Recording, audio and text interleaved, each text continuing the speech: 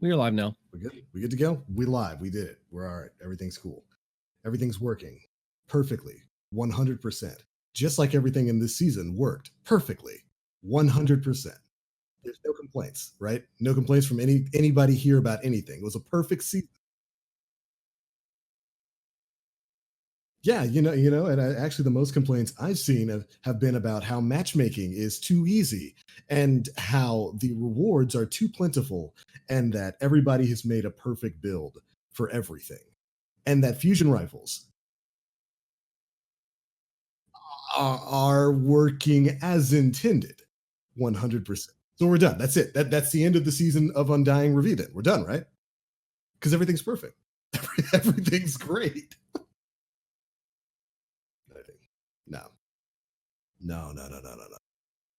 Iron Banner's got perfect matchmaking. It's the most lag free and casual experience you'll ever have in Destiny 2. It is. I'm being 100% genuine here. That's as Aura, are you taking a sip from the cup of I feel like I'm just letting you run with it, dude. I'm just letting you run with it. I ain't gonna say nothing. I'm trying to be positive here, man. We got a lot of stuff to talk about. What's going on, everybody? Welcome back to the Planet Destiny podcast, episode 220. Our big episode for our big review of the season of the Undying and kind of Shadowkeep itself. A season in review, as it were. This week, we are going to be giving you our opinion on Shadowkeep, on the season of the Undying, some of the goals that Bungie set out for themselves, especially in Luke Smith's director's cut that he put out before Shadowkeep came live, and whether or not they hit those goals, and maybe what they need to improve upon in the incoming Season of Dawn. I do believe that's the name of it, right? Season of Dawn. Didn't they give us that teaser over the course of this week? By the way, surprise! Season of Dawn. We're learning about it on Tuesday, December 3rd.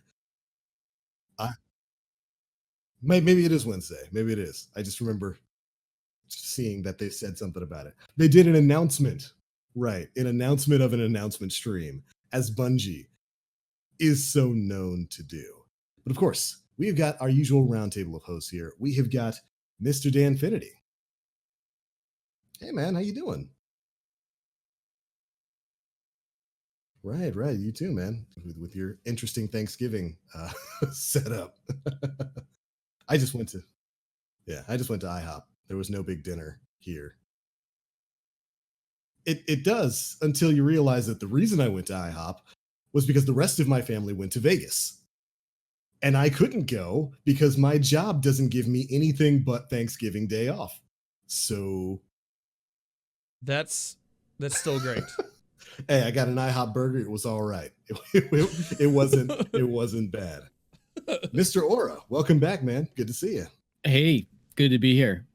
Yeah, great. Oh man, I wish you were here last week, because last week we had a really long conversation about a lot of things that I would have loved to get your opinion on, and I'm probably going to be asking you some questions about that this week. Yes. Yeah, it's holiday season. Being my parents being divorced and marrying into my wife's family, and all of our friends kind of pulls me in a bunch of directions around holiday time. So like 3 Friendsgivings in a row, family Thanksgivings. It was just like we're on the go every weekend from here probably until next year. So that sounds awesome. Hope to be back regularly. I hope the most of it's behind us up until around Christmas. So we'll see. Yeah. Good to be back.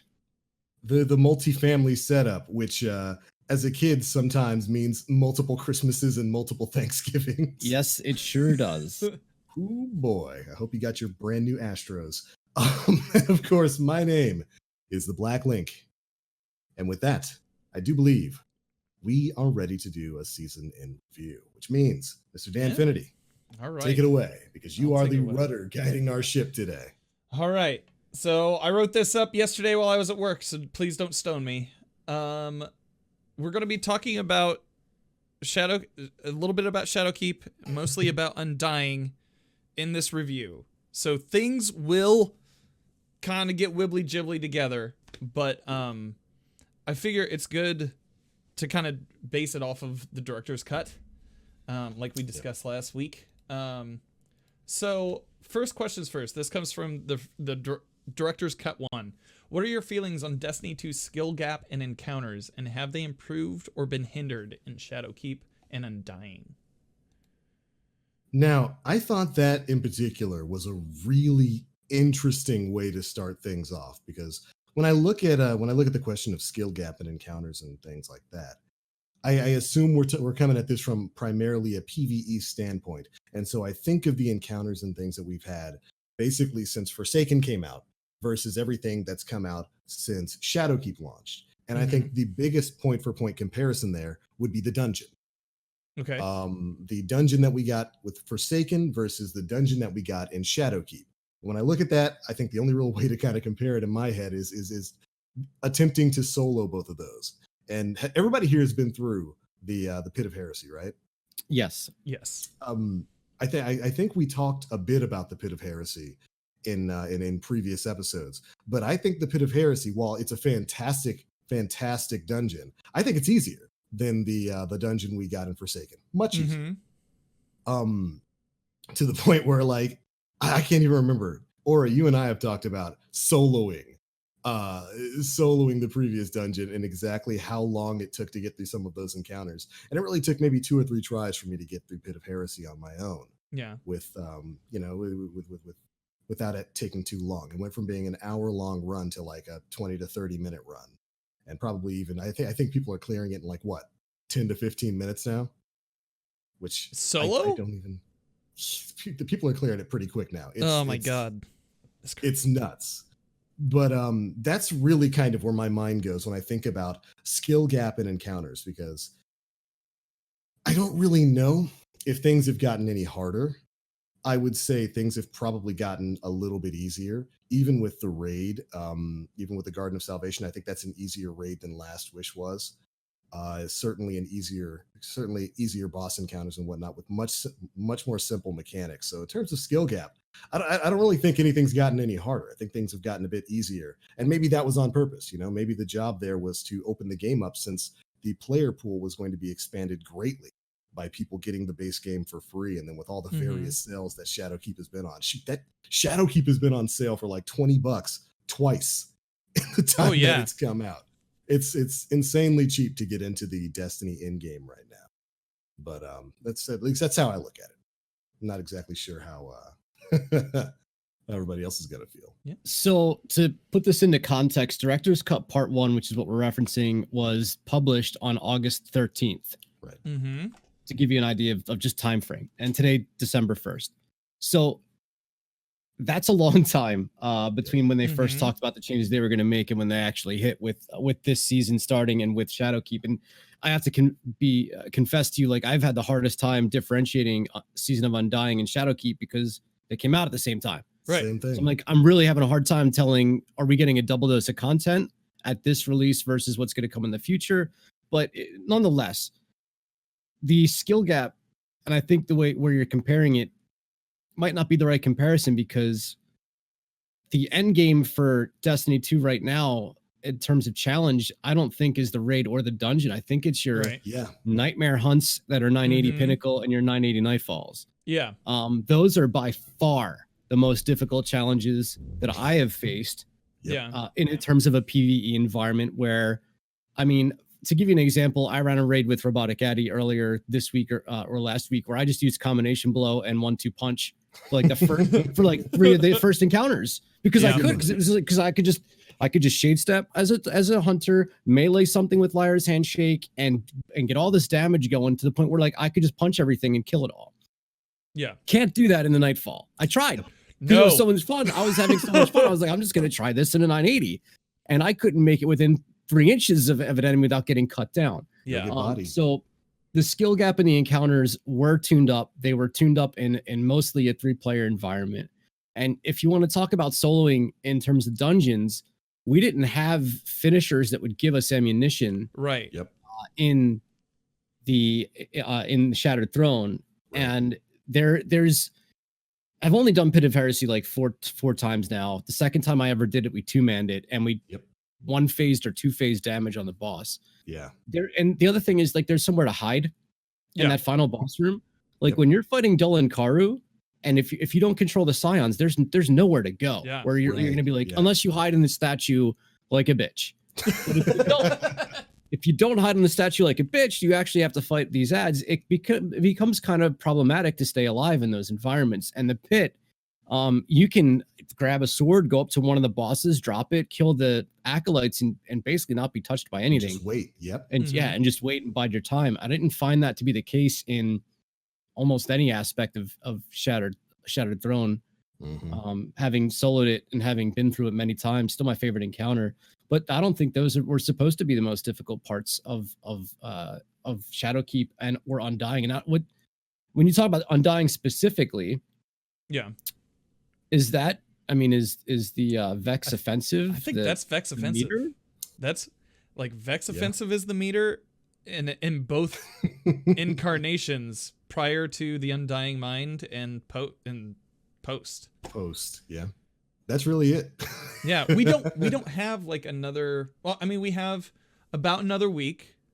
Like Tuesday marks 1 week to when we get Season of the Dawn. Right. And when the season which also ends. means Season of Undying is going away. By the way, if you haven't gotten your Undying title, you have until reset on the 10th. There's a lot of stuff to do. Don't sleep on it. It is Get it done. Hey, we'll get into some of that. Yeah. Vex Invasion on the Moon is also I really liked Vex Invasion on the Moon as like I thought it was beautiful. Like visually speaking, like gorgeous. Just the sky opening up and it's like another world up above. Yep. It's so like lightning cool. on the moon. You're like, what? Yeah. Hello? Yeah. Yeah, it's so cool. And and you go through and you kill all the bosses and everything. That's fun. And the chance that like a powerful engram back when that meant something to our power was really cool. And then so that's really cool in counter type. And then Vex offensive. Yep.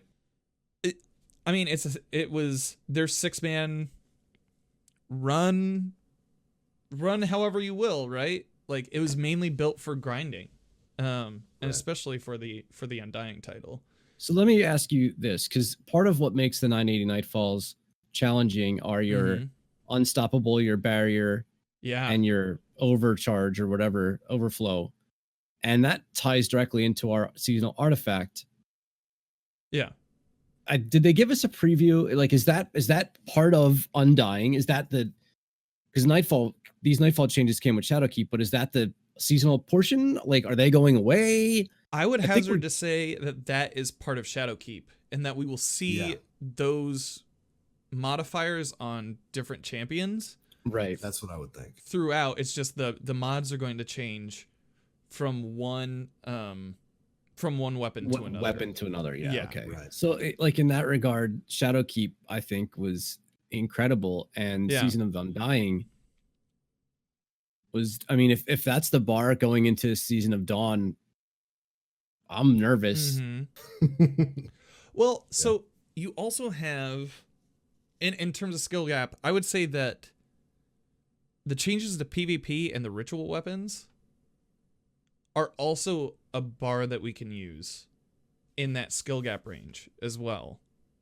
Like, a lot of Undying is just grind. Yes. And for the most part, like, the changes to PvP that came with Shadowkeep that are overall going to be in effect for the long term, I feel like those are overall positive for people who want to get a ritual weapon or to grind out the Pinnacle weapons from the past and use them and just get them to use them, because it was super easy for me to get to Fabled.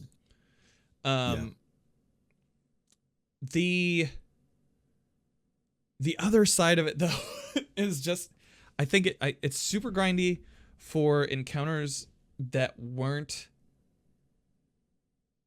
that important, I would say, or like hard or important overall. It was just mainly just slamming your head against Undying or against the Vex offensive. Then you get to like the Undying Mind, and it was pretty much the same mechanics all the way through. Yeah. And after that, who knows? We still have a week. They could throw something in, but who knows? I just like I understand why we were building the portal next to Ikora the entire season as the season progressed. I thought that was aesthetically speaking something that was really neat. And I'm really happy that it was there. But to build it up to what it got built to and then have it be the climax that it was, I mean, I killed the Undying Mind 3 times for my title, and that's it. I'm done. That was it. There was no reason to pursue it anymore if you had already accomplished everything that Undying from a collection standpoint, which as it specifically relates to the Vex offensive, it's the imperative, the subjunctive, the optative, the adorative, and then your armor set. So it was 4 weapons, then a full complete armor set. Yeah. Your 3 ritual, pinnacle, whatever you want to call it, the Randys, the edgewise, and the exit strategy. Yes. 1 exotic, which was Leviathan's Breath, which also that strike was really neat. Yeah. The changes they made to it were very good.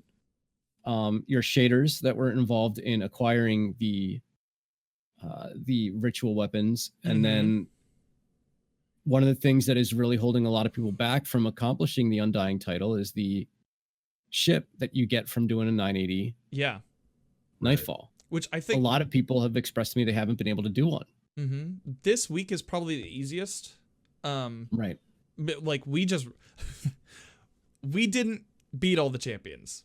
I think you only have to fight the champions in that first room, take all of them out, and then from there you can just basically run to the boss. There's the point on the drill where you have to take out a couple guys, but other than that, you can just cruise through. Skate your way to the boss. Yeah, and that's what we did.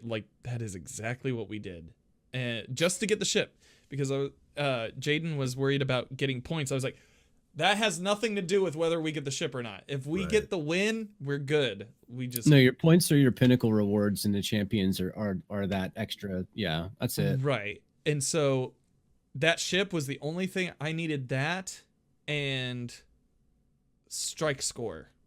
Did you sleep on the first watch quest?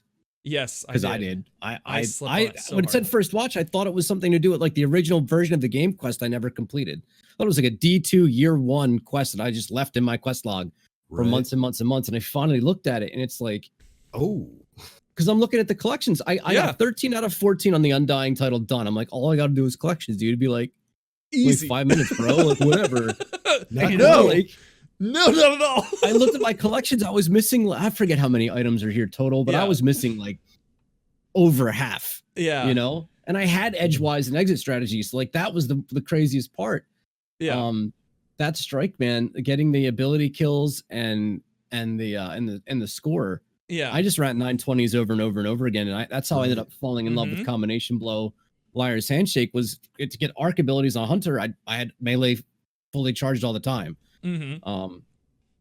So yeah, that was, and I probably wouldn't have even cared if Undying wasn't going away and if the seal wasn't so goddamn gorgeous. Right. Right. It looks so good. It's the best looking seal I've ever seen, and may have been one of the worst grinds I've ever been a part of to get it.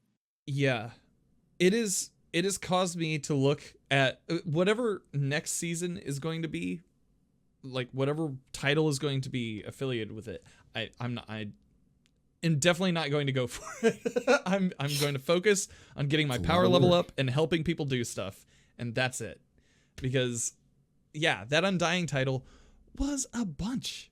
It was and once I got it, it wasn't even oh, thank God I got it. It was just oh, I'm done. It was like PTSD almost. It was so weird.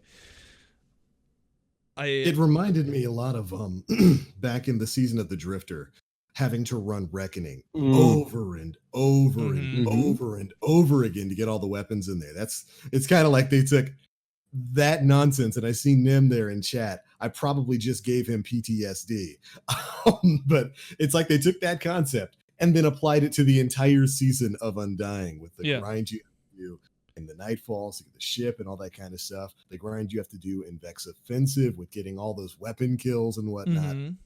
And me personally, I didn't bother at all.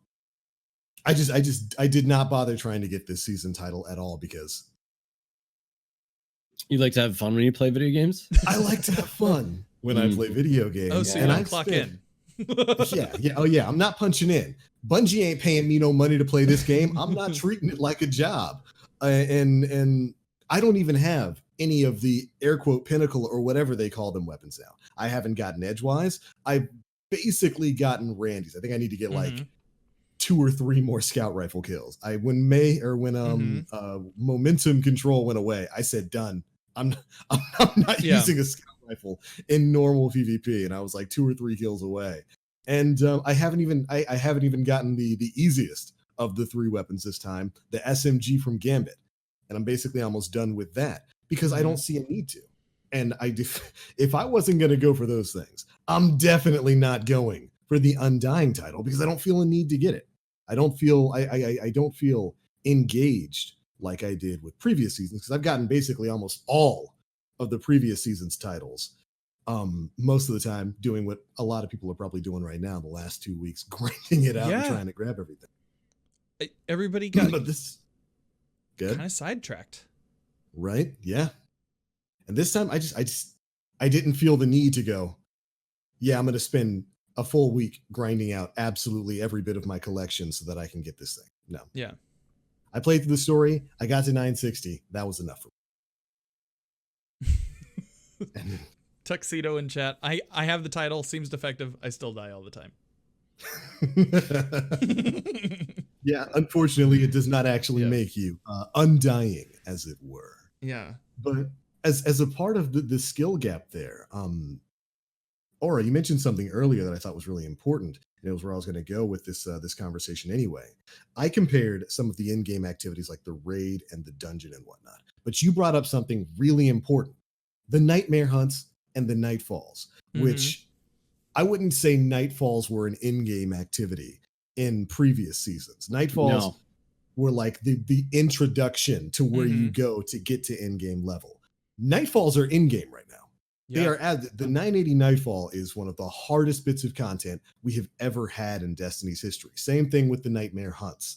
And on that level, there certainly is a gigantic increase in the skill gap. That content is significantly more difficult. I think Bungie did a fantastic job introducing the champions and that whole system with the artifact and whatnot, because you have to actually pay attention to your loadout. Yeah. They did something that I really wanted to give them praise for. And I kept having to tell myself this in my head for the past week so that I wouldn't forget to say it on the show. Back in year 1, I hated what they did with some of the Pinnacle activities there. I hated the whole curated loadout thing for Nightfalls and for raids and whatnot. I thought that was the wrong way, along with putting a timer on Nightfalls, the wrong way to artificially boost the difficulty of your in-game activities. This new nightmare system with the champions and the different enemies and the artifact, I think that's the right way for them to go. I think as far as things they did right this season, they knocked it out of the park with that. That created a far more difficult environment with interesting gameplay mechanics that you could utilize to surmount that challenge. And it basically caused people to curate their own loadouts. I am hoping that with this next season, they do change up the weapons that have some of these mods tied to them, because I don't want an anti-barrier hand cannon. I've got Ariana's for that. Let me get like an anti-barrier rocket launcher or something, because please, Bungie, let me put some of that stuff on heavy weapons. That's one thing I want to see them change. Let me put it on an LMG. Beautiful. But, with the introduction of the champion system and people having to basically set their builds individually with everybody in their fire team to get through those challenges, I thought that was fantastic. Yeah. Way to knock that out. That's one of the best additions to the game overall. Yeah. Good God, way better. I see people in chat talking about it. Way better than adding a timer and saying, hey, you've got 20 minutes to get through this Nightfall where the boss is going to disappear for 30 to 45 seconds at a time due to no fault of your own. Good luck. Way better. So that's one that's one area where I think the skill gap really showed itself. And Bungie also did something I think that was really important there. You can run that 980 to get your Pinnacle rewards, but you could still run the lower light versions to get your weekly powerful drops. Right. So for the people who aren't quite the sweat lords of Destiny like everybody else, the more casual players could still do that activity, but at a lower level difficulty and still get rewards from it. That's a fantastic change going forward because it's keeping players of all skill levels engaged in the game, which is exactly what Destiny needed. Mm-hmm. But I will say this, and this kind of like, so when you do the dungeon and you complete it, you only get one Pinnacle reward at the very end from finishing the dungeon. But what you do get is what do you call, like a fully maxed out piece of armor? yes. Yeah. What's the word for it when it's fully leveled up? Masterwork. Thank you. It's been a long day. So that's like, it's kind of strange that would be I guess because the entire encounter, the entire dungeon, you don't get like a powerful Pinnacle reward out of it, so that they make it worth it at the end is kind of neat. But that doesn't happen when you beat the Nightmare Hunts nor the Nightfalls. You don't get that. It's there's still a little bit to be desired with the smart or unsmart loot system that protects you from duplicate drops. I'm not 960 yet. I don't really care if I don't hit the base max power level, because I don't think we're going to start the next season in like a 1020 encounter where if I'm not, you know what I mean? Like we're going to be not at all. So I'm not too worried about that, but it would be nice to see some of the loot kind of move over to the Nightfalls, be a bit more rewarding. There's also like a planned path forward to loot. Like the 980s are supposed to give you the Ascendant, Ascendant Shard, the Ascendant Shard, enhancement prisms, or chances at exotics that you can actually farm over and over and over again. Now these won't drop as Pinnacle rewards, but you can do Nightfalls over and over and over again and try and farm some of these consumables and or exotics that might be missing from your collections, or if there's a role you don't particularly have, which I think is going to bring us to Director's Cut 2. Yeah. Yes. You are correct. I was actually going to say, because that's a natural evolution of the talk about the skill gap here, because another part of the skill gap, of course, is customizing your armor and your builds, which is something we touched on a little bit last week. But I guess we're going to get a bit more time to go into that here, Dan, if you want to take it away. All right. So the next question, how do you view the changes to armor in Shadowkeep? We got a new energy meter, the cost of masterworking an entire piece of gear or an entire set of gear. Yes. Mods, perks, their acquisition, the reinstitution of original Destiny stats, and the armor god roll chase. All those things just kind of thrown in together. All them things just tossed together. So, I guess, so what I'll say here is that right off the bat, I have not fully masterworked any armor set. I haven't. And that's kind of where I was. We've talked a bit about this over the course of this season. I haven't gone through the trouble of fully masterworking any of my armor. As a matter of fact, I think the only piece of armor that I have fully masterworked is the one that I got for free from the dungeon. And a part of that might be that I just don't feel the need to try to grind out those Ascendant shards. The trade system of currencies to get all that stuff together and level your armor up. Generally, you can get away with having a full set of armor that's got 6 energy at max. That works for most of the mods that you're going to be using in both PvP and PvE. So I haven't really felt the need to fully masterwork anything. I do like the new energy system. I think it was an interesting way to move forward, and it's worked thus far for how things have gone. I love the new mods and perks that we've got. They should probably do something about the elemental system. We've certainly had a rant or two about that on this show here, and I think that's hopefully something that Bungie, a complaint that Bungie took to heart over the course of this season, and maybe we'll see a change in the quality of life update that we're going to get sometime soon. Or is already shaking his head no. Nope. They talked about it. They are right, and we're wrong, and I believe them up to a point. I'll talk about it once we get the opportunity to share our thoughts. Because they did speak about that in a TWAB a month or so ago, and that was basically their response. Like, no, you're just wrong. It's okay, baby. Just back to sleep. Back to sleep.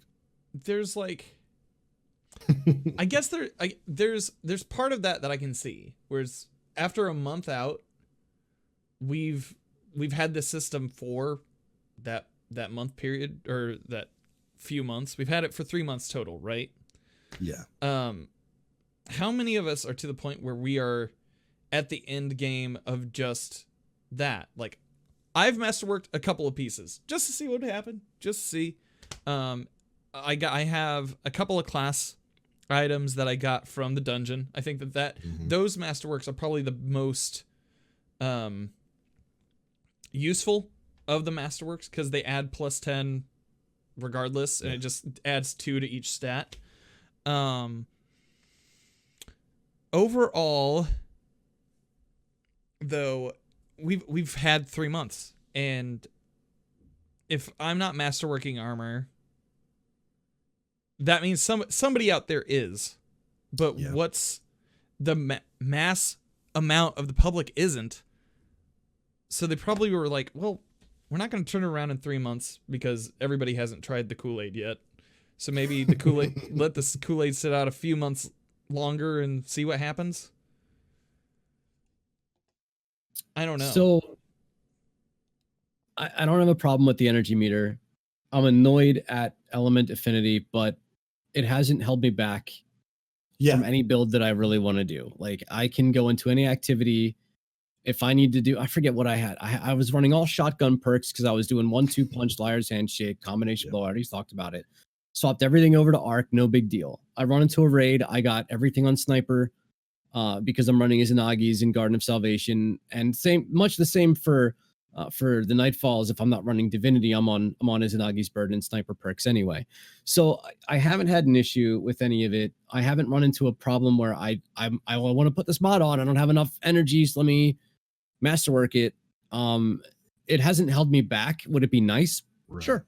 Be great. I think at this point, the hardcore players are most likely looking for things like this, where they're looking for elemental affinity drops and stat rolls that coincide with them. And you're reaching a point where I think the casual player base is starting to inch towards the end of their seasonal grind towards power level that they've been working towards. So I think, as a reflection of Shadowkeep and Season of Undying, I think it's overall successful. This does bring a reason for players to come back and play, but the thing about the mod perks that's nutty is that, like, the only person who really gave them with any kind of consistency was Saladin, who was only here once a month. And only really gave you enhanced perks.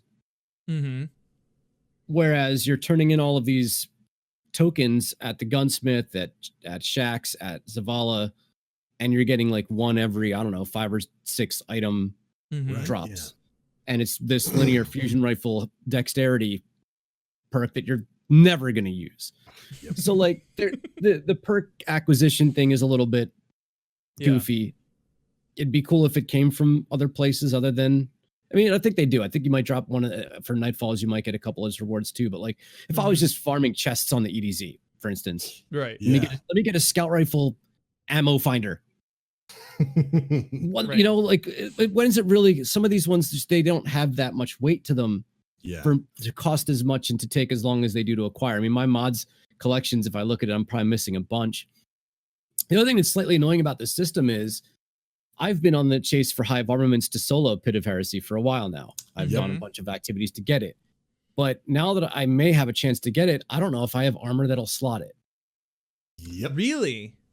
Because it only is available on, like, what is it, like Crown of Sorrow armor, the Callus gear, or the Callus themed gear, right? Shit, it's the only thing you can put it on, right? So the same thing with Fallen. I think, is it Fallen armaments, the things that come from Scourge of the Past? Only available from Scourge of the Past armor. So like, fine, these things are kind of hard to come by and difficult to acquire. Let me put it on whatever piece of armor it'll go on. You know what I mean? That's available. Instead of having to go back and do this content that I either didn't do or deleted because it wasn't going to be a clear path forward. Now I got to go back and reacquire it. So that's one of the things that's a little bit annoying about it, because I do want to try soloing Pit of Heresy. I think that having some of these hive mods would be beneficial to me. Really helps. But So that's a little bit annoying. The fact that I have to have a certain theme in order to put a certain mod on it. These should be available without dropping frames on all of my armor. Especially Players considering have no idea what I'm talking about. yeah, there are mods that like that out there. And you're exactly right, especially considering that was the point of Armor 2.0. Yeah. The entire point was so that you could make a set of gear that you wanted, looking however you wanted, and be able to make whatever kind of build off of it. So it is a little bit weird that some of those kind of all-encompassing, super important in-game mods are still locked to the armor sets that they dropped with. It's kind of unfortunate. Man, they could have bridged that really, really well. Yeah. It's kind of unfortunate that like the Solstice gear that we got didn't like bridge that gap. Well, it's unfortunate that the Solstice gear that we got, while being the first 2.0 set of gear that we got, was also probably the worst set of gear that we've gotten in Armor 2.0. I'm still mad about that. So there's another issue, and maybe you guys, I feel maybe my situation is unique, but yeah, I put a post on the Bungie forum saying there's just not enough high stat roll armor out there. There's just not. And maybe I'm just got real bad RNG, and I'm doing the raid and I'm turning in prime engrams and I'm earning God every time I do an activity. Like Santa comes and just drops all these freaking engrams all over the place that I have to pick up and sort through. And I pick up and I look at my armor and it's 49, 48, 50, Trash. 52. Trash. Nothing is 55 and above, let alone 60 and higher, for me to really put forth an actual end game build. One that if I want to be scummy and I want to run handheld supernova, like a max intellect build for my warlock, which I'd never do because I have a soul. But if I didn't, and no,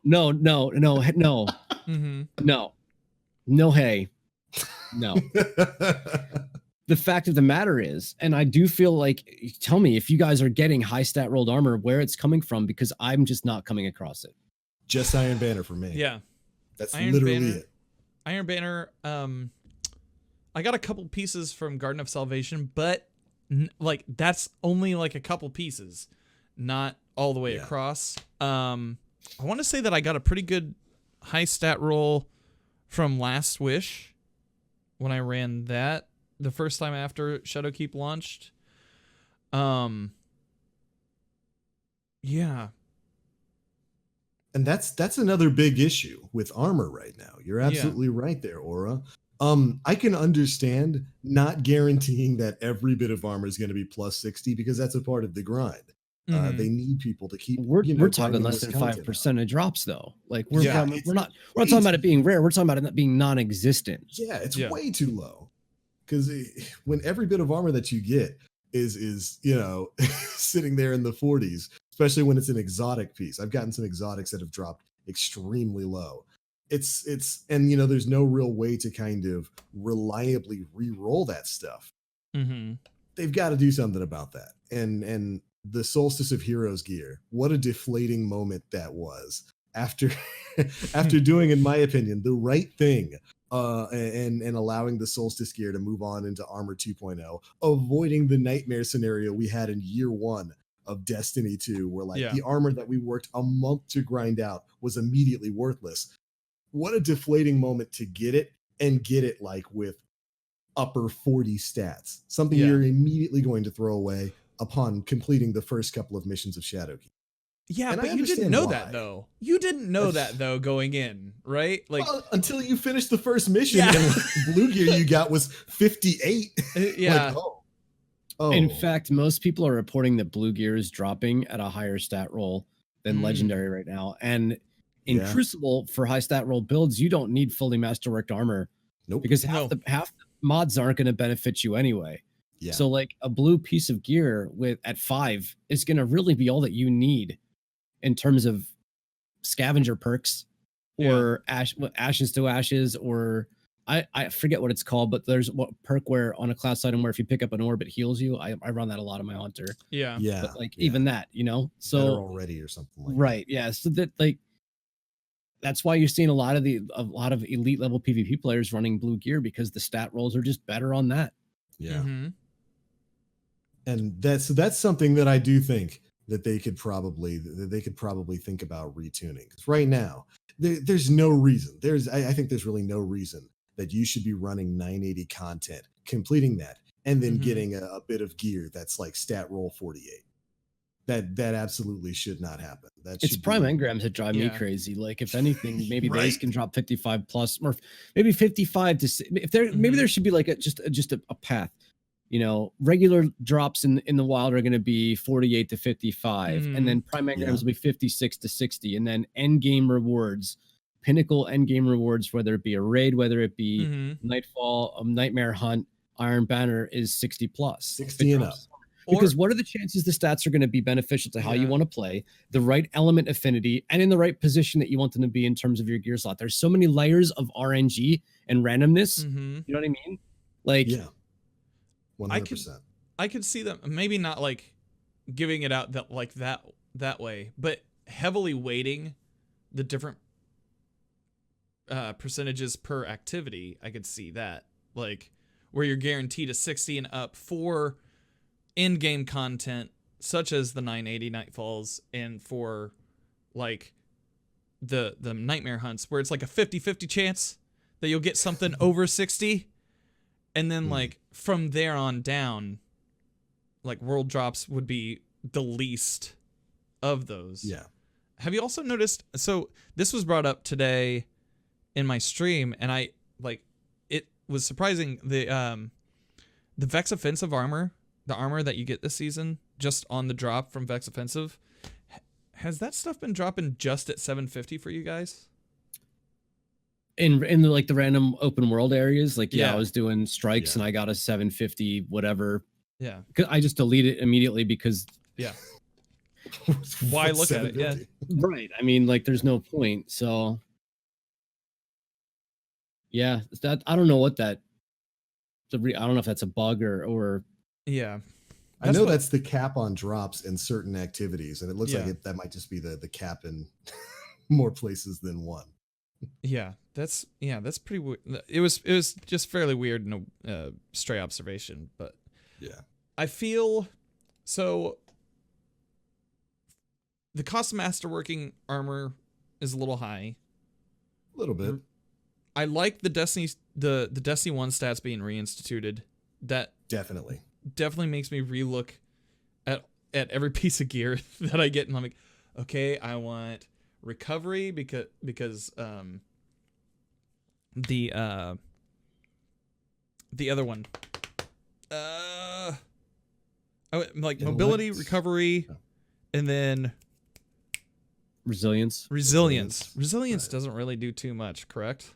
Like, Technically, like, increases There's your a, health. a floor at which it will help. Like, you'll survive a trip mine if you're above, like, and don't quote me on this, but if you're like Yeah. above a 3 resilience, you might survive a trip mine. Yeah. okay, Kind of thing. You might not Yeah. get 3 tapped by a thorn if you're a resilience 8 or something, but like in terms of Crucible, almost everybody wants to look for mobility recovery. yeah, Nobody's really worried about resilience. It's been that way since from what I can tell, the very beginning.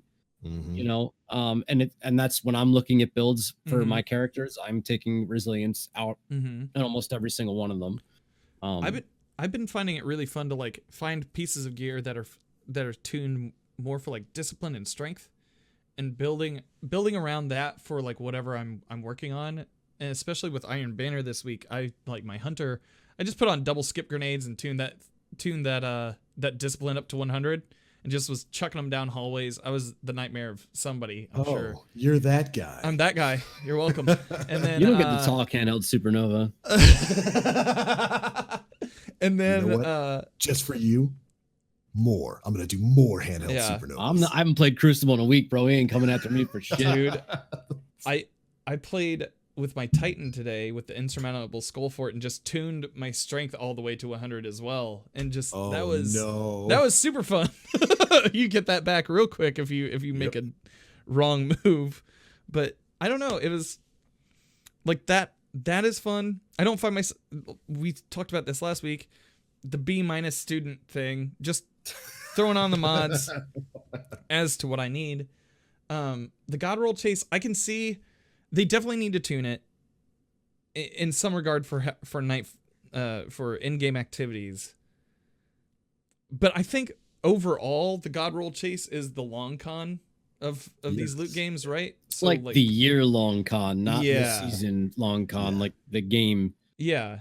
kind of thing. And that's reflected. So one of the goal remarks that I pulled out to kind of look at was like Luke Smith in the second director's cut said, "We think reaching max power can be a medium-term goal for power progression focused players. For those players, we would hope pursuit of stats and someday trying out new builds is their long-term goal." So that that coincides with that. I think that actually hits their mark, right? Yeah. I'm okay with it being a long-term goal, but I don't want it to be a retirement goal. This isn't a 401k we're talking about. Like, Yeah. you know what I mean? Right. So there's a difference between being able to min-max and your rewards being non-existent, and they're Yeah. just not there. The reason why it's a long con is because they borderline don't exist. I think I have one high stat roll on like all three of my characters. It's not like I don't play this game. You know what I mean? Like I put Right. time in this game in every facet of it too. I mean, I did all my pinnacles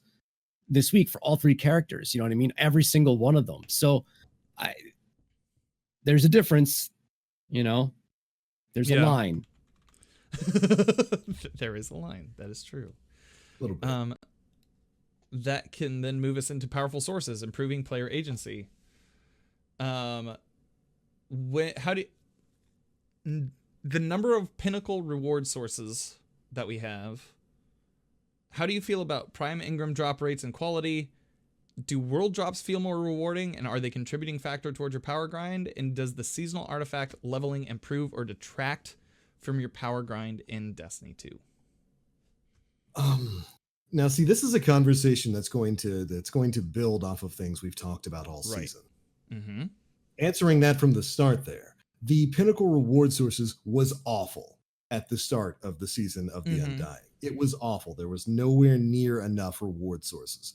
Thankfully, they changed up Iron Banner. We've got 4 with that. That made Iron Banner more than worth running, in my opinion. As somebody who does not like running Iron Banner anymore, that got me up on all 3 of my characters, getting all of my bounties done and the quest line. Because getting 4 Pinnacle sources, fantastic.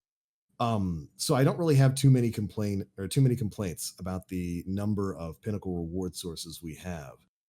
I think they've done a pretty good job with that. Prime engrams. Is it just me, or have those basically become the new legendary engram drop? Yes. They're 100%.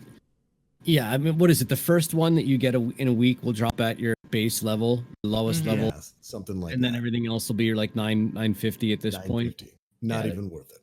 Which is kind of sad considering the prime engram used to be that reward for continuing to play the game after you had hit max level.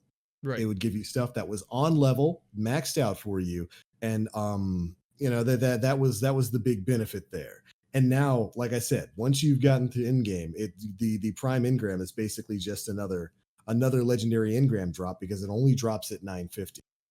And I don't know if it drops frequently enough to warrant it being as useless as it is right now. So I think it drops too much. You think so? Yeah. I think they're everywhere. Yeah. I mean, if I Maybe. ignore them and just let them stack up and don't pay attention to what's actually either on the ground or dropping for me at the end of a match, I feel like they're everywhere. That's fair. If Mhm. anything, I would take a trade of lowering prime attunement to having them be more impactful when they do drop. Yeah. I could Give agree me with that. one attunement per character per week, you know? Make it be something that will drop either at my base level or in my weakest spot. Like for the life of me, I could not get a power up in the drop at Yeah. all. I finally got saved by my first prime engram of the week, which bumped me up to 950, 58 or something like that, which was actually a huge help. I would take that one boost over these. I don't know the actual number, but it feels like it's over 10 Yeah. before attunement goes away. Like it feels like a ridiculously high number. So let me ask you this. As the game is right now, this is something we talked a bit about last week. And I'm sure we'll talk a bit about it later on in this show. Bright engrams, or nostalgic engrams as they are. The Eververse engrams drop what? Like every 5 levels on the on the Yeah. season track. I don't know. They're not Yes. worth the frame drops that come with them, honestly. Yeah. They're definitely not. Oh. What if we kind of swapped things there? What if it Yeah. was a prime engram for like every 5 levels worth of EXP that you got? Mhm. And the nostalgic engrams went back to, dropping every time you got a level up. You That would way- just see people farming patrols and lost sectors Which You is would- what they're already doing. for bright engrams or whatever they are, nostalgic. But Well, that's the what we nos- were doing before. see, the nostalgic engrams, they don't drop bright dust anymore, They do right? not. They only Mm-mm. they only dump legendary shards and Yes. glimmer now. So I don't know. It's a strange trade.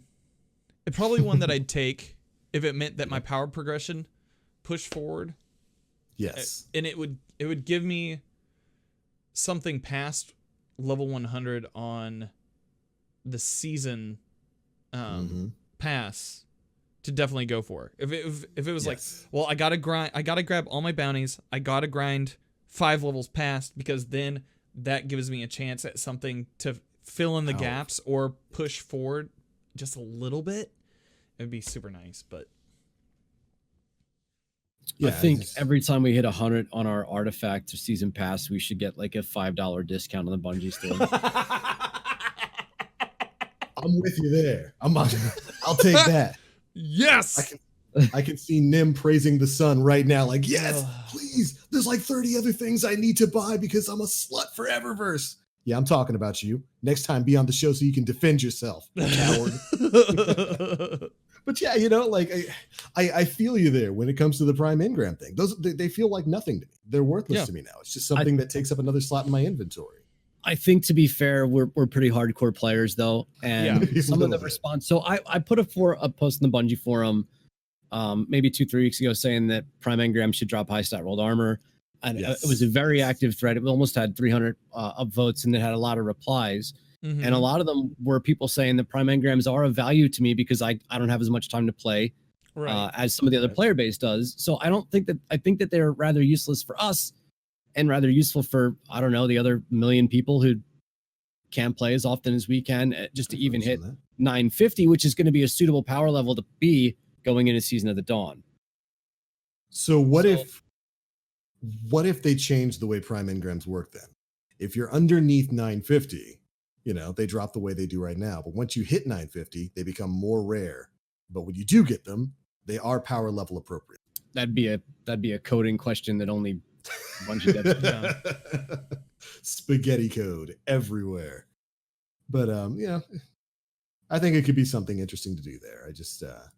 I would just definitely agree that Prime's really for players like us. You're right. The more hardcore players don't really have much of a purpose.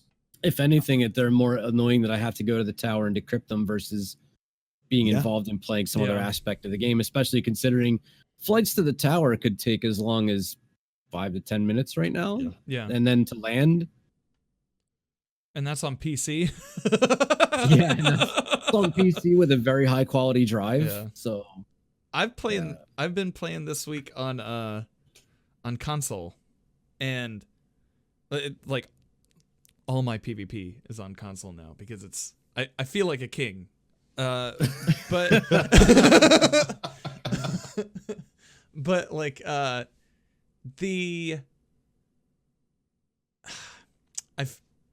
can't wait for the next console generation because the load times on console are terrible, and the drops that you're talking about when you get bright engrams are 10 times worse on console. Like does it crash your game? it just turns into a square. It Oh, no. it does like a slight turn, and then it turns into a square, and it sits there, and then 5 to 10 seconds later you find out what you got. Oh And- no. That not only happens there. Now granted, I'm using a flat out Gen 1 PlayStation 4. It's Not even a pro? not even a pro, bro. Woo, And boy. like it does that, and then whenever I look at gear to change anything cosmetically, there's some hitches there, guys. So there's an experience out there that is way worse than the 5 minutes to the tower. And yeah, it's on console. Well, look at it like this. You could be playing on a Google Stadia. Yeah, that is very true. Ooh, man, Google Stadia, aka the new Asian servers exploit for people trying to get easy comp games against the 13 people who are playing on the Google Stadia platform right now. Hey, Oof. I mean, it could be worse. It could be a platform where I couldn't get the name Dan because there's no other Dans playing on it. Ooh. Yikes. No. Yeah, I haven't gone back to play on PS4 at all since the cross save went live, but I couldn't imagine it. I've been on D2 on PC for so long. I could not imagine going back to console and dealing with that. In PvP, it is like having the ankle weights taken off. Really? Because like I feel like, especially like that first day after you get back from playing on PC, it does feel like your reaction times are quicker than everybody else's. And I found that I was leaning more toward the top of the leaderboard in those days than I am this week, you know. Right. Or like later on this week. So it's been kind of crazy. So Might yeah. have to jump back into that. Yeah. But kind of dialing things back in here. I think the last real part of this particular conversation was talking about the seasonal artifact and the effect that has had on leveling here and the way the power grind worked. Mm-hmm. And I gave a sneak peek of my feelings for this last week, but I think the seasonal artifact is fantastic. I agree. Mm-hmm. I was a little I won't say worried about it before we got Shadowkeep in the Season of the Undying, but I was a little confused about how exactly things were going to be working. But now that we're at the end of this season, I understand exactly what Bungie was trying to do here, and I see the brilliance of it. Throughout Destiny, especially with these expansions we've had in Destiny 2, Bungie has had to arbitrarily raise the power level every season to kind of artificially give you something to grind for. People are grinding for that max power level to get into those in-game activities.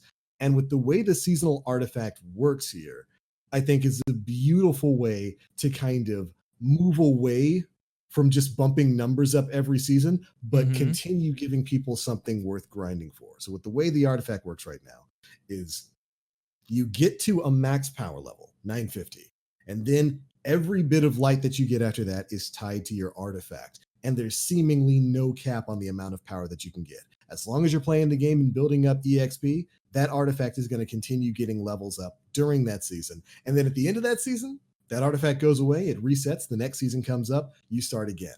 And I think the brilliance of that is Bungie doesn't have to keep faking the power growth every season. When the next season starts, we're all going to be knocked right back down to 950. We're going to be given a new artifact, and then we can level up that artifact to not only unlock the mods and stuff that are tied to it, but to get ourselves back up above power level 980.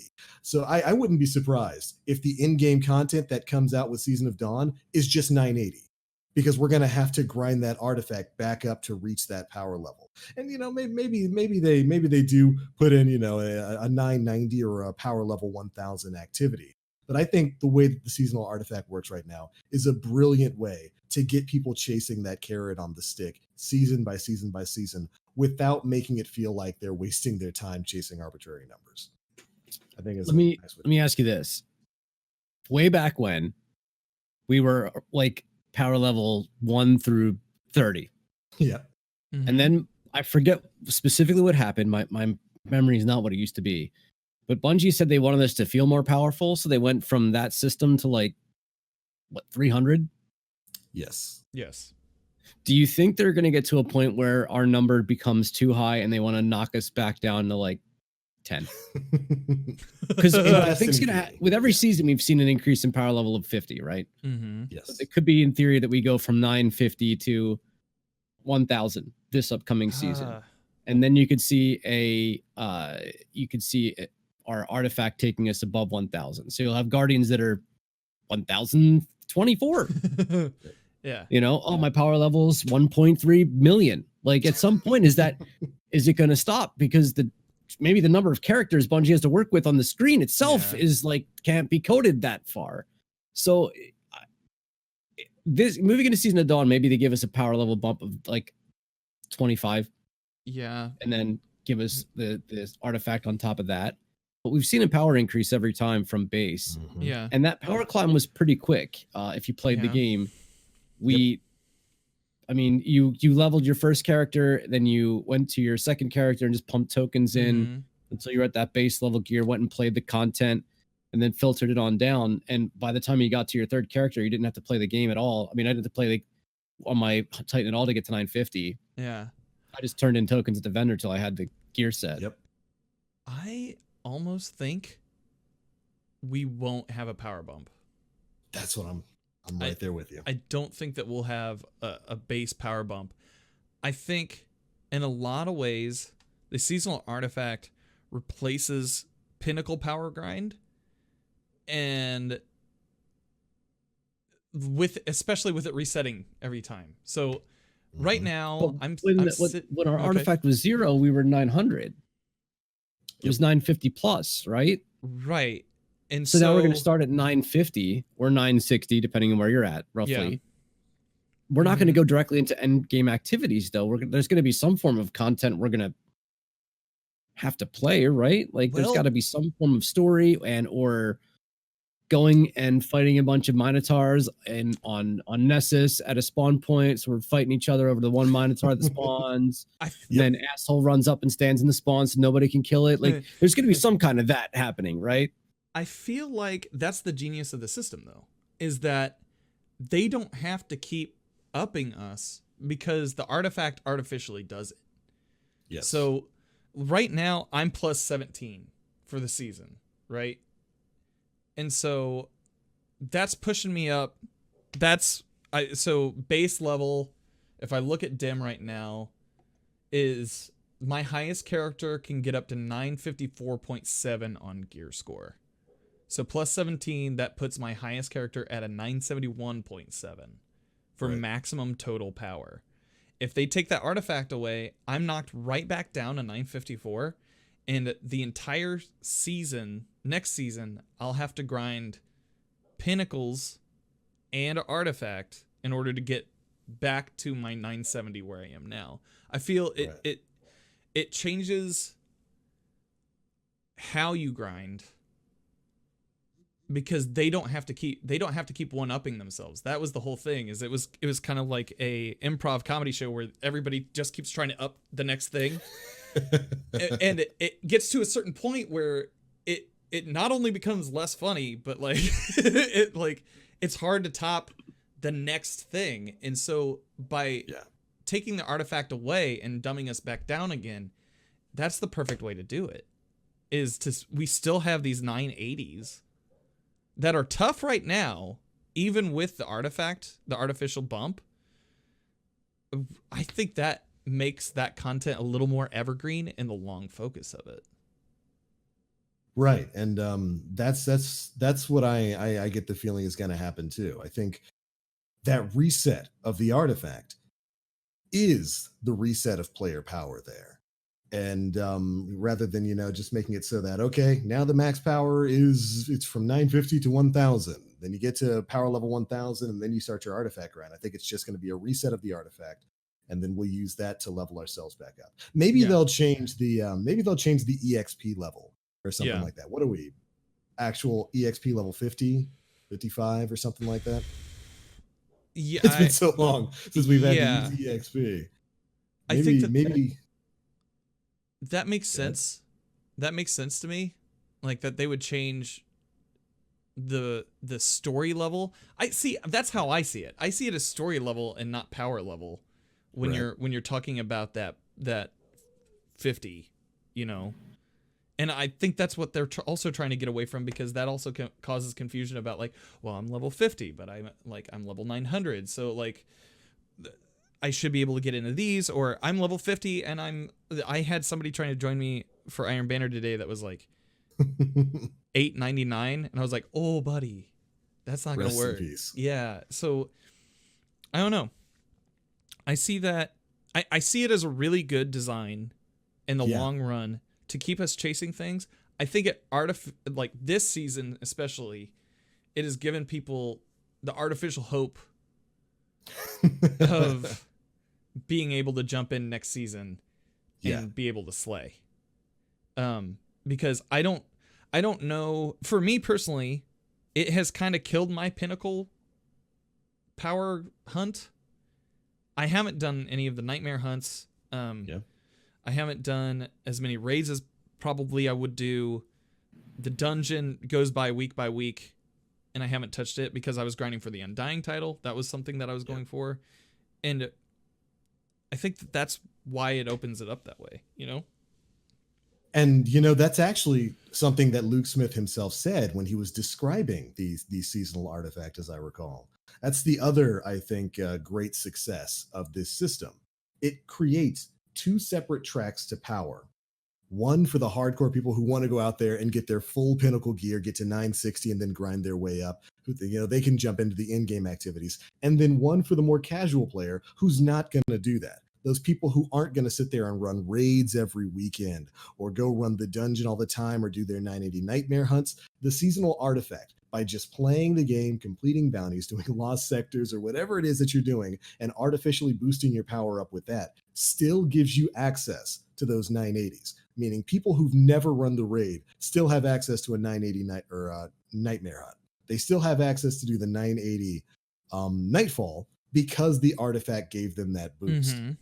It creates a dual tiered set of goals for people who want to spend all that time actually running Pinnacle content. They can do that to reach the absolute apex of power. They'll always have more power than the players who don't run that kind of stuff. But for the players who are a bit more casual, who don't have all that time to jump into that stuff, who don't have a raid group, a dedicated raid group that they can run with all the time, they can still reach 980 and above by just playing the content that they love.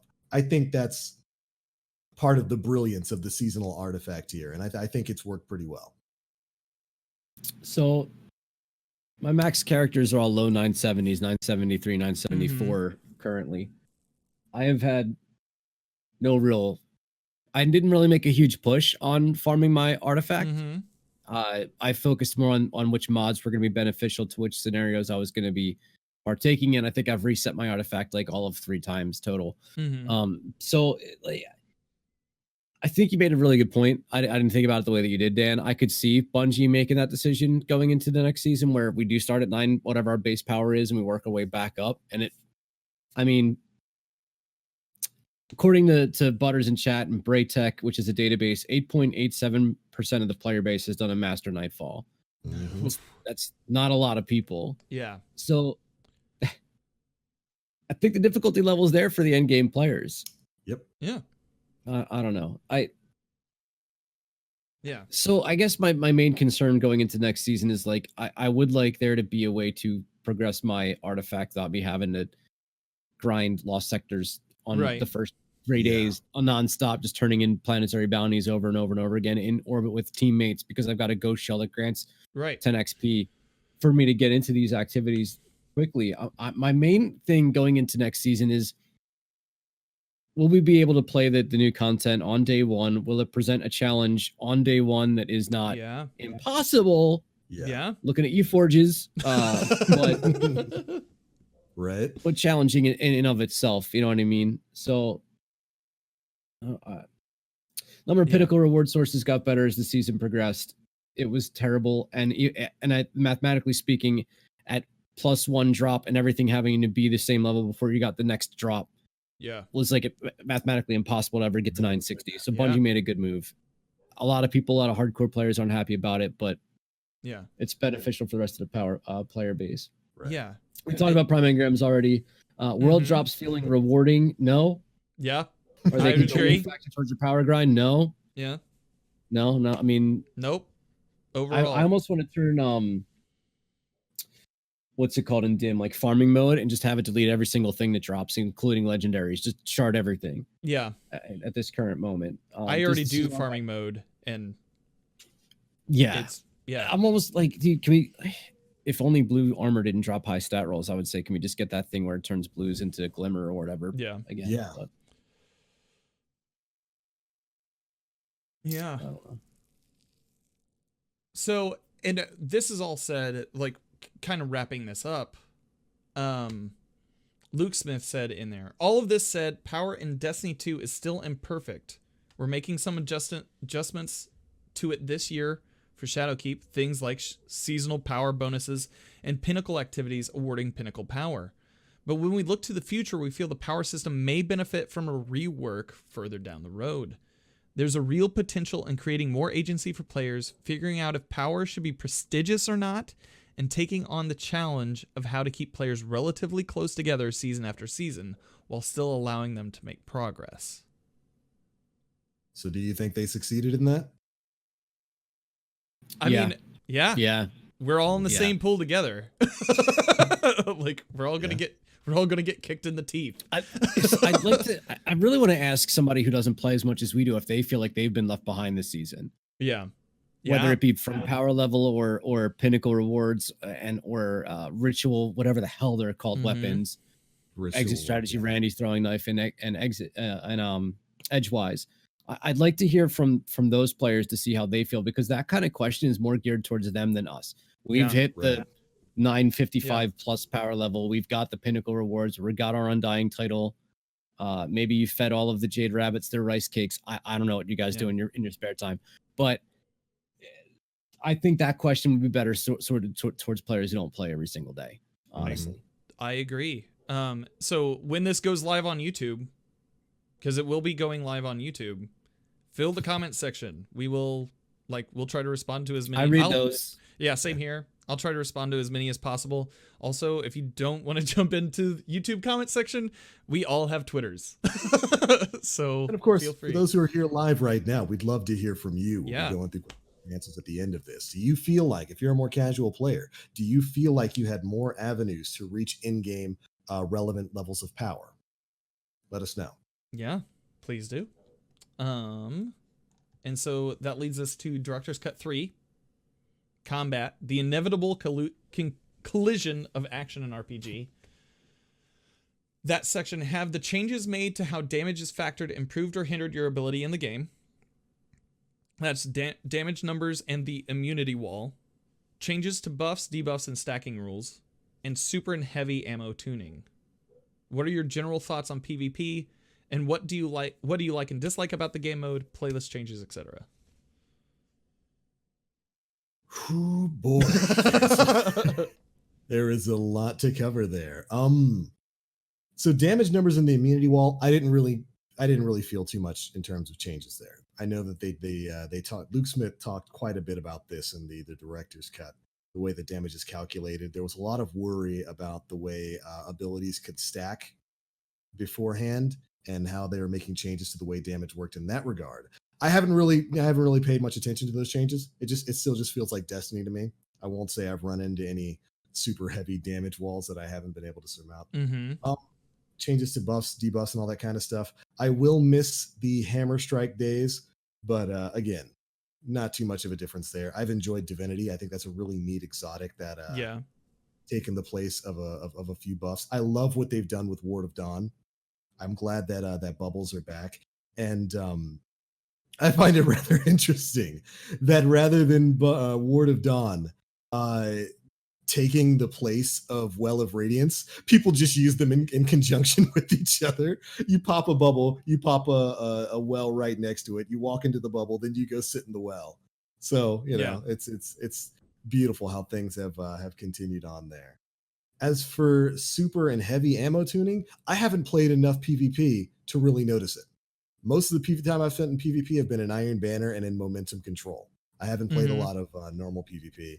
And I got all of my comp done like in the first week of Shadowkeep, and I haven't set foot back in there. Right. So I think that section in particular is going to be more of an aura conversation point.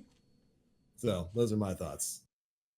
Damage numbers and immunity wall, the difference is like so subtle, but so important. Because we're not seeing, I think the big thing is we're not seeing all 9s pop up on the screen when we're doing damage. So it's a little bit easier to actually formulate what's working better, because before Shadowkeep, you might have two different strategies that would both result in that number, but one of them was actually doing more damage than the other if you weren't looking at a visual cue. So now we don't have to worry about that. We know exactly what damage strats are most important. I like it. Buffs, debuffs, and stacking rules. I think back to Jurassic Park, life will find a way. Like it literally, the Bungie, but instead of life, you just substitute the Destiny community will find a way. Yeah. So there's nothing that Bungie will ever be able to do to stop us from finding ways to stack and do mass amounts of damage in one shot. Whether that's using Divinity, whether it's Celestial Nighthawk and Oppressive Darkness, there's all these things. Yep. And they might not even stack, by the way. But for example, but there's all these things that they gave us to kind of substitute these changes that they made to everything being a multiplier, right? So Oppressive Darkness is one of them. Divinity stacks with just about anything. So I think Bungie did a really good job with it. And I think the player base did a really good job in having the thought process that even I have figured out how to utilize properly and actually put a bit more brain power in our approach to doing damage. It's not just everybody hold W, now we actually have to have yep. And they also added enhanced relay defender for the raid. There's things that they did that substituted for what they took away. So I liked that. Heavy ammo and super tuning. I think the finishers, first of all, the heavy ammo finisher is not worth it. It's trash. No. But for special ammo finisher, it was vital. In many times, special ammo does more damage than power weapons do in terms of mass DPS for boss phases, whether it's nightmare hunts or the raids or the dungeon. If you're not Izanagi's burden with the catalyst active is where it's at right now. That's a special ammo weapon. So, and my thoughts on PvP, I'm not playing it anymore. I'm not. The matchmaking changes are a step in the wrong direction. I understand that it's not fun to get farmed, but believe me when I tell you this, that everybody gets farmed. You are not the only person who is getting stomped on in a game of Crucible. It's happened to me. It's happened to people I know who are better than me. So PvP needs to be connection based matchmaking 100%. for the general population. Iron Banner, skill-based matchmaking, fine, but put 12 players of equal skill in the same game. Don't put the guy with 1,200 kills total in Crucible on my team because I've got 75,000, which isn't even that high of a number, mind you. So, and that I want that player to have a fun time too. It's not like, oh, you're shit, don't play on my team. Right. No, you should be in an environment where you can learn how to play that against people who are in your general vicinity. Iron Banner's fine. I like the changes to comp. Honestly, a lot of people are playing comp over sixes because it's easy. Who the hell knows what that matchmaking is? Because I can tell you right now, it is not glory based. It is not skill based. If anything, it feels like it's the most connection based matchmaking in the game right now. That's wild. Is in comp. So I don't know. I sweat harder in quick play than I have in any other Crucible environment, and it's gotten to the point where I'm just kind of tired of it. I've become a PvE player for the remainder of the season. I'll work on my Harbinger title.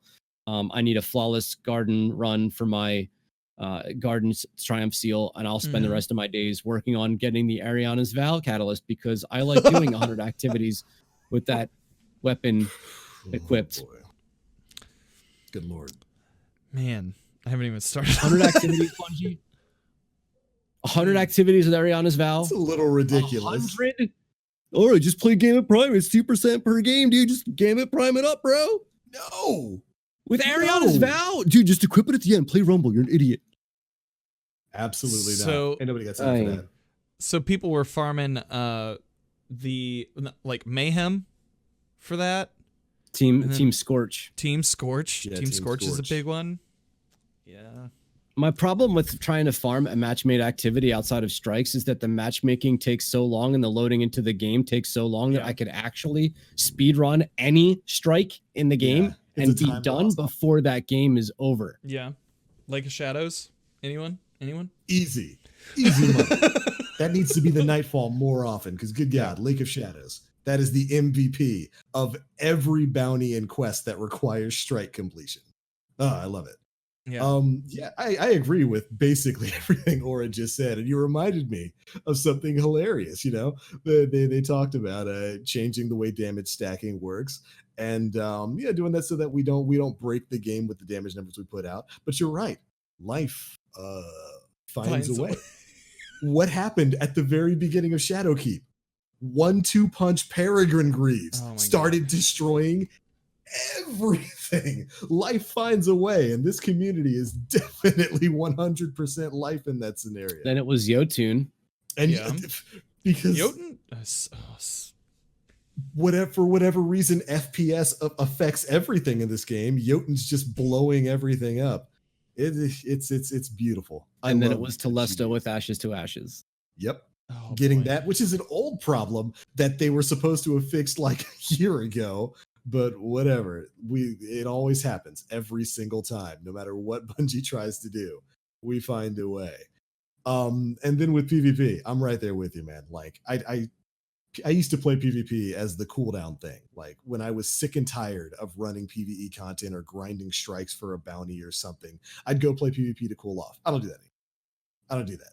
The most fun I've had in Crucible this season was in the week of momentum control, because everything was a one shot and it was hilarious. And when I was playing comp, and now that I'm done with comp, I've hit legend and all that.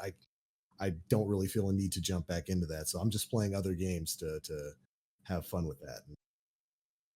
They got to get their matchmaking situation worked out. That's such a huge problem right now in quick play. And I don't know, man. I don't know what they're gonna do with it. I just want to know a system that skill-based matchmaking worked outside of Halo.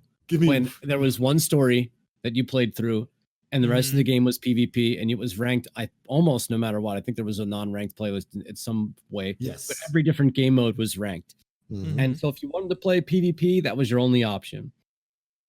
But you saw who you played against as their rank was displayed, so you knew that if you were a 25, you would see 26, 27, 24, 22. You didn't see 50. Yeah. And you didn't see 2.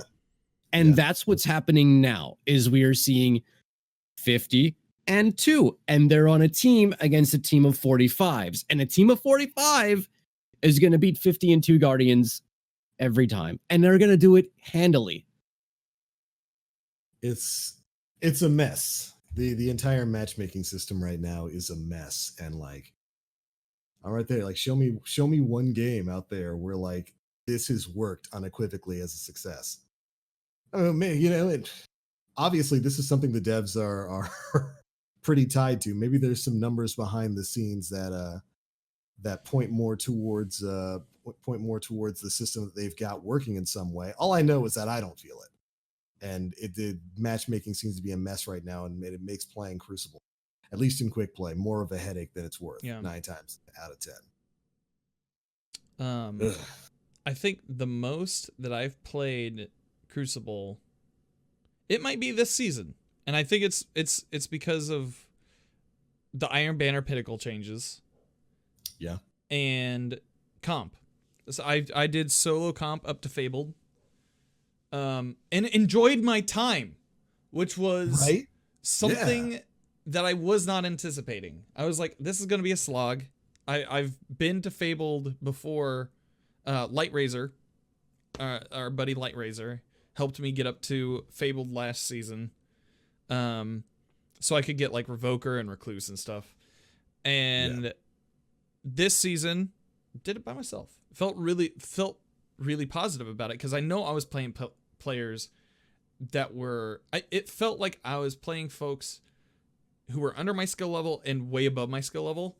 And to the folks that were under my skill level, I bopped them. And the people that I was way under theirs, I got bopped. And it was fine. I didn't... okay. Yeah, I didn't feel many issues with that. Damage numbers, immunity wall... Like you guys, I haven't really seen much. Changes, buff, debuffs, and stacking rules. I stress to remember what a lot of the stacking rules are anyway, so usually chat will correct me on a lot of things. Super and heavy ammo tuning. The heavy ammo in Crucible is kind of bonkers right now, I feel. You get a lot. Yeah, you get a lot, and not only you, but like 3 to 4 other people get a lot of ammo, heavy wise. So that's an interesting scenario. Super. I like that supers are a little weaker now. I like the fact that I can take you out with a revoker shot if I get a headshot. Yeah, that is rewarding. That is a rewarding experience to me. I feel, what else here? I haven't played much quick play. All of my like Valor resets have happened during Iron Banner and competitive. yeah. Which that's its own separate animal, and I just go in for fun anyways. This week, our friend Fallout Plays put out a really good video about what happened to Bungie's renewed focus on PvP. Focus on PvP. Have you guys seen that yet? Yes. I highly recommend everyone watch it. I feel like he hits everything quite squarely on the head. There's not a lot of rewards for playing PvP this season, even if you go for competitive, like in the competitive playlist. Right. And yeah, it's a really good video that I think you should check out. I'm gonna look up the the URL here. Yeah. Rewards for PvP have always been pretty sparse. At least in previous seasons, we've had worthwhile things like Luna's Howl, Not Forgotten, and Revoker. But generally, after you get those weapons, there wasn't really much reward for playing PvP other than the experience of PvP. Whereas I always call back to Destiny 1. Post-game drops were always at level in PvP. So and chances for exotics to drop at the end of games, and chances for exotics, and other things too. Then you get like strange coin or motes of light as end game rewards too, which would be the equivalent, I guess, now of getting enhancement prisms. I wouldn't say ascendant shards. Yeah, maybe for your like for a complete Valor reset. You know what I mean? That kind of thing might be worthwhile. But Bungie's kind of been there at their own fault for this, because I dare you to look me in the eye and tell me Recluse should have been a 2100 drop instead of, it should have been 5500. Like if any gun in the game should have been a 5500 drop, it should have been Recluse. It could have been the same season as Mountaintop, where Mountaintop was your 2100 and Recluse was your 55. And then the following season, Randy's be your 21 because the gun is ass anyway. Yeah. And then Mountaintop be your, or I'm sorry, like whatever. Revoker. One of them other ones, Revoker, that's the one. But you're 55. And as much as I really despise Revoker, I really can't stand a gun that rewards you for missing. Yeah. It's the same thing as One-Eyed Mask that rewards you for getting shot. Like, see, I like Revoker. The fact of the matter is, the fact of the matter is, like, Bungie could have done a little bit of a stagger or to make these things be more approachable. I think the Unbroken title, which I'm one season of Legend off of having, is neat. The Not Forgotten is neat for those who got it. A lot of people got it this season that didn't have it in years prior, in seasons prior. But there's nothing there. There's nothing even for resetting your glory. You know what I mean? Or what if you could? What if you could reset and receive a plethora of planetary materials for infusion?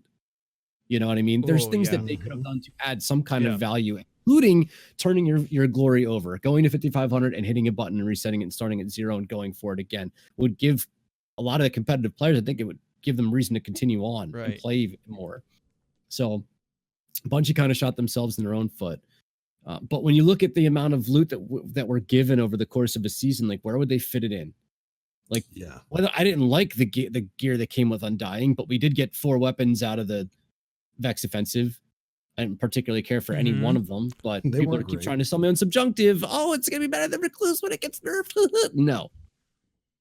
No. Yeah. You sleep upon a bed of lies, people. I'm sorry for telling you that, Aura. You did tell me that. You did. You didn't tell me Subjunctive. At me next time. It's like a horse, man. I feel like I'm actually playing Red Dead Redemption when I'm using that gun. Um, It's the So, old like- town road of guns. it's like, get you. You know what I mean? Like, but I don't know. We got a lot of loot this season. It'd be hard for me to believe that Bungie could come up with 2 weapons that would make sense in the comp environment for us to earn every single season. I think it puts a lot of pressure on them because again, we're 5 years into this game. They got to start running out of ideas at some point. You know, we're getting repeat versions of the same things where we're getting things like Swashbuckler, which is Rampage. Yeah. You know what I mean? Like, so. Yeah, an increase in rewards there, I think, is one of the many things that needs to change about the PvP environment, as it were. And I don't know exactly when we'll be seeing any of that. We certainly haven't heard anything about it, and that renewed focus on PvP kind of still feels like the old lack of focus on PvP, to be perfectly honest. But who knows? Maybe this Wednesday or whenever they're having their Season of Dawn reveal, they'll talk a bit more about that. Yeah. So, Aura, we kind of talked about this last week because it was in the TWAB. What are your thoughts on the new tuning for some of the supers? I feel like I didn't pay any attention to it. Okay. What is it? Dawnblade can't skate around the map. It has a Right. cooldown on 2 boost. Yes. 2 Right. boost skates. Like, cool. I don't have to They worry get about knives. fighting Dawnblades. They get a knife melee. No, it's hunters who Or- have the one Well- shot knife. It's gunslinger, right? Yeah. They get like a melee that just shoots Does it shoot projectiles in solar? Yeah, it shoots Wait, like a triple warlocks projectile do? thing. Yeah. Yes. Dawnblade is. I'll have to go back and refresh and read up on it because it was a week. I didn't have a lot of time to stay caught up on a lot of things this Right. week. So Right. Yeah, and Titans are probably going to be that middle tree Titan is probably going to be the strongest that it's ever been. middle tree solar, right? A lot of people Yeah. talking about hammer Yeah. middle tree, Yeah. which is already stupid strong, by the way, in case somebody didn't know. Sleeper class. Yeah. Freaking ridiculous. Yeah. Just everybody runs bottom tree striker because they stuck on the ghost of PvP past. yeah. Big brain. That I did hear a lot of things about that being super strong. I think hunters are getting a one-shot precision melee Yes. projectile. That I think the fine print that I had read on that was that it had a charge associated to It has it. like a wind up. So it's not going to be like an immediate, just Mhm. like I'm going to throw it just like you would your handheld supernovas with no cooldown. So that might come into play where there's a risk and a reward type thing, unless you're going to find people that like, so this is the thing. If I can hold the wind up and I can just walk around with like it ready to go, or if there's a cooldown, once it's wound up, it throws automatically. So you Yeah. can't just kind of hang around with it. That's going to be, I think, the big issue with that. I'm a problem with the one-shot melee precision because warlocks have handheld supernovas, but I want to know what the charge time is going to be like on the wind up. That's all. yeah. I'd imagine you'll be able to hold it since that's, what the other classes can do. They can sit back and hold their charge. That might get annoying, but it has to be precision. A little bit, yeah. Unlike handheld supernova, it just has to be on the city block that you're standing on. Hey man, don't get on my block. I guess not. Yeah, you're right. You're Step into my corner, man. Don't get on my block. Don't get in the sky above my block. Stay out of my hood. Stay out. Good, Don't man. be in the sewers below my block. Yeah. Like, listen. If you are in the adjacent properties, I apologize. Right. But yeah. Let's see. And finally, before we get into questions, we get into an evolving world. How has storytelling changed, and do you like this model better than last year? In the goal remarks, Luke Smith said, during season 8, a new situation will unfold on the moon. I'm being cagey here only because I'm reluctant to spoil anything. Spoiler alert. There's pyramids. There's pyramids. Over the course of the season, parts of the game will change before the situation culminates. An event that will ultimately resolve it. Maybe they're referring to the Vex here in the Undying Mind. Its content will be exhausted, but this resolution sets up events of season 9, which again adds something new to the game and resolves it. Something that 2 will go away, but not before setting up season 10, etc. They also add, technical limitations aside, we also don't think making a game that grows forever is Destiny's path forward. It's why the second component of the vision is a single evolving world. To clarify, the single evolving world doesn't mean there's only one destination on the director. That's not where we're heading. Right. Well, I mean, I guess technically all of that happened. I don't really. We haven't had the resolve of That's what currently we're happening with Undying. So my question is, I guess there would be, the Undying Mind is still there. We haven't killed it yet. I'm only assuming that Season of Undying and finally killing the Undying Mind is going to be what brings us into Season of the Dawn. So my question is, do we resolve it? I maybe starting on reset on the 3rd. December 3rd reset. Is that where we start to see the way that the season's going to come to a conclusion, or is it the first thing we do in Season of the Dawn? Is that going to be where the solution to whatever this issue that we're currently facing? Because I'm assuming Shadowkeep is Shadowkeep. It's not moving forward. That Season of Undying is what's progressing the story and the narrative forward. Just a thought. I would still think that we're going to see a lot of stuff progress in Shadowkeep, because there's so many threads that are dangling right now, right? Even going so far back as year 1, but like with Osiris and all that stuff. The reveal that we're going to get, it looked to me Vexy with like a side of either Nessus or Mercury on it. So we'll see if that comes to pass. Personally, I feel like the story stuff that we've gotten so far has been good.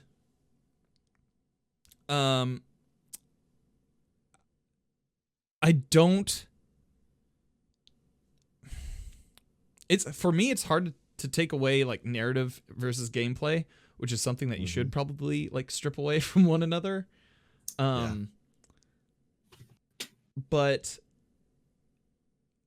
my guess would be that like on the 10th we would actually see the resolution. That maybe next week we see like an amp up of some kind.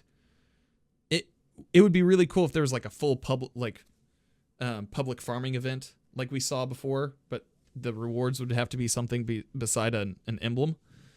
But I don't know.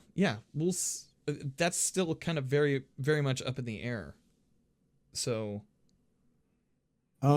you're right. We're definitely going to have to get some sort of payoff there, I guess, to lead us into the next story element. I wouldn't be surprised if it was just an audio log at Ikora or Eris. Yeah. If that's all it wound up being. Well, we have that thing we gave Eris at the end of the Shadowkeep storyline, right? She's been working on whatever the hell that thing we got from the Vex inside the pyramid was. And we've got the Undying Mind. So like directly, like laid out in front of us, we've got 2 narratives that could be coming to a close this week. We're starting at the next season. So ultimately, I think that the evolving world is 100% accurate, not only just in that regard alone, but the fact that all of the Undying content is going away. Again, if you haven't completed the Undying title, there's things you're missing that you want to earn from any of the Undying content, which is the Vex offensive. Get it done. Yeah. Clock's ticking. See, that's where I think the Eris storyline would actually continue throughout Shadowkeep. I think so. To give a main motivator for those who didn't purchase the seasonal pass. And somehow the Season of the Undying stuff is in tandem, but doesn't affect the rest of that plot. Right. That's how I would think about it. But because the Undying Mind stuff really doesn't affect the base Shadowkeep story. Overall, no. Like stuff happens on the moon, but Eris is not talking about the Vex. She's talking about the pyramid. Right. Either way, I think this next week will probably be the lead up into whatever that conclusion is going to be. Yeah. I think it's more than fair to say. So, and what we saw with Ikora in the tower of her building, that I wouldn't say it was a portal. Did she ever say it was a portal? It was kind of like more like a Ghostbusters dampening device. As I recall, what they did with that is that portal is the portal they warped to the area in the Black Right. Garden to bring the undying mind out. Right. It kind of works like Ghostbusters. Kind of a little bit of the switcheroo there. Yeah. Other than that, it's still evolving, so we'll see. I think that's going forward. That's a pretty good win. What do you guys see overall from doing this? Was this a benefit for reviewing Undying and Shadowkeep to you both? Yeah, this was Yeah. super structured Yeah. rather than me just like listing off things from memory that I could think of to criticize about the season. This was way more structured than that. So Okay. pretty good. How do you feel the season overall was then, based on the comments that we made today? Do you feel like they hit more points than they missed? If we're judging, well, no, absolutely. Bungie did everything that they said they were going to do to Mhm. like almost to a legit T. Like this is what they said they were going to give us, and they delivered. So like 100% accuracy, in my opinion. Mm-hmm. Yeah, I would say I look at it in two different ways. Just like Aura said there, I look at it, did Bungie set out goals for themselves? Did they hit the goals that they wanted to? I think so. I do. I think so. And then the other track there is from a consumer standpoint. Does it live up to the price of entry? Given that this Yeah. was $10, yeah, I think there was the Season of the Undying more than was worth the $10 that it took to get into it. Absolutely. Yeah. The seal alone is worth $10. And it'll be worth more when you get it from the Bungie store.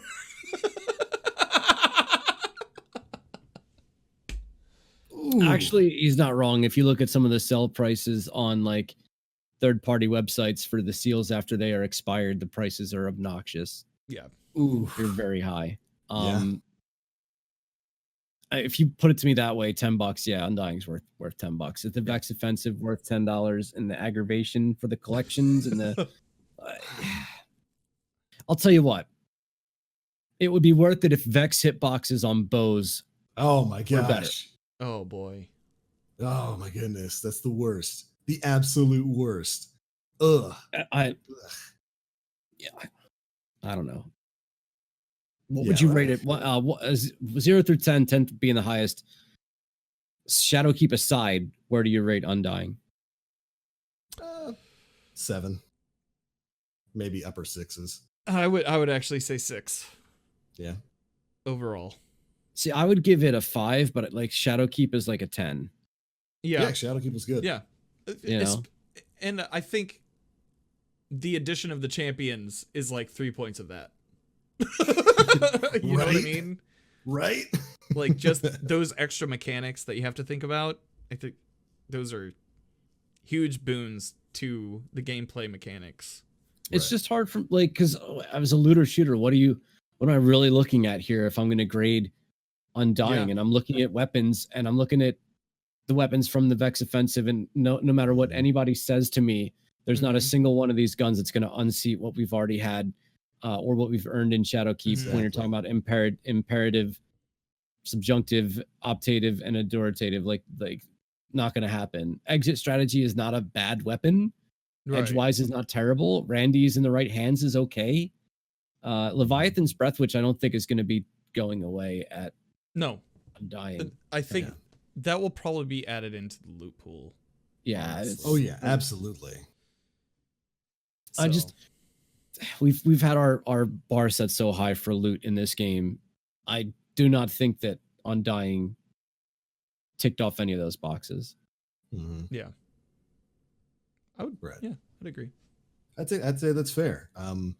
Because really, when you're looking at Season of the Undying, it's just a couple of Leviathan's Breath, Vex Invasion, Vex Offensive, and the weapons and armor that those brought. And there's definitely there's a lot more that could be done with this, and there's a lot to fix. But in terms of the $10 price tag, I got more than 60 hours out of Season of the Yeah. Undying. I think that's worth the $10. Hopefully we get a bit more with Season of the Dawn, though. Yeah, So they could definitely put in some more content. I would agree. All right. Shall we get to questions? Mhm. Let's do it. Sweet biz. Okay. Serotonin asks, have any of you ever used the Fireteam's LFG service from the Bungie companion app? No. No. Mm-mm. I haven't used LFG since D1 year 1. Yeah. I use 100.io, but not to play with strangers. It's usually to set up games with people that I know in a closed group. For the most part. I use the LFG Discord. The D2 LFG Discord. Yeah, for PC. I've been able to find a lot of success with that. But I've never used Bungie's their official LFG thing. No. Or you've been in the forums. How how do you think the LFG experience would be there?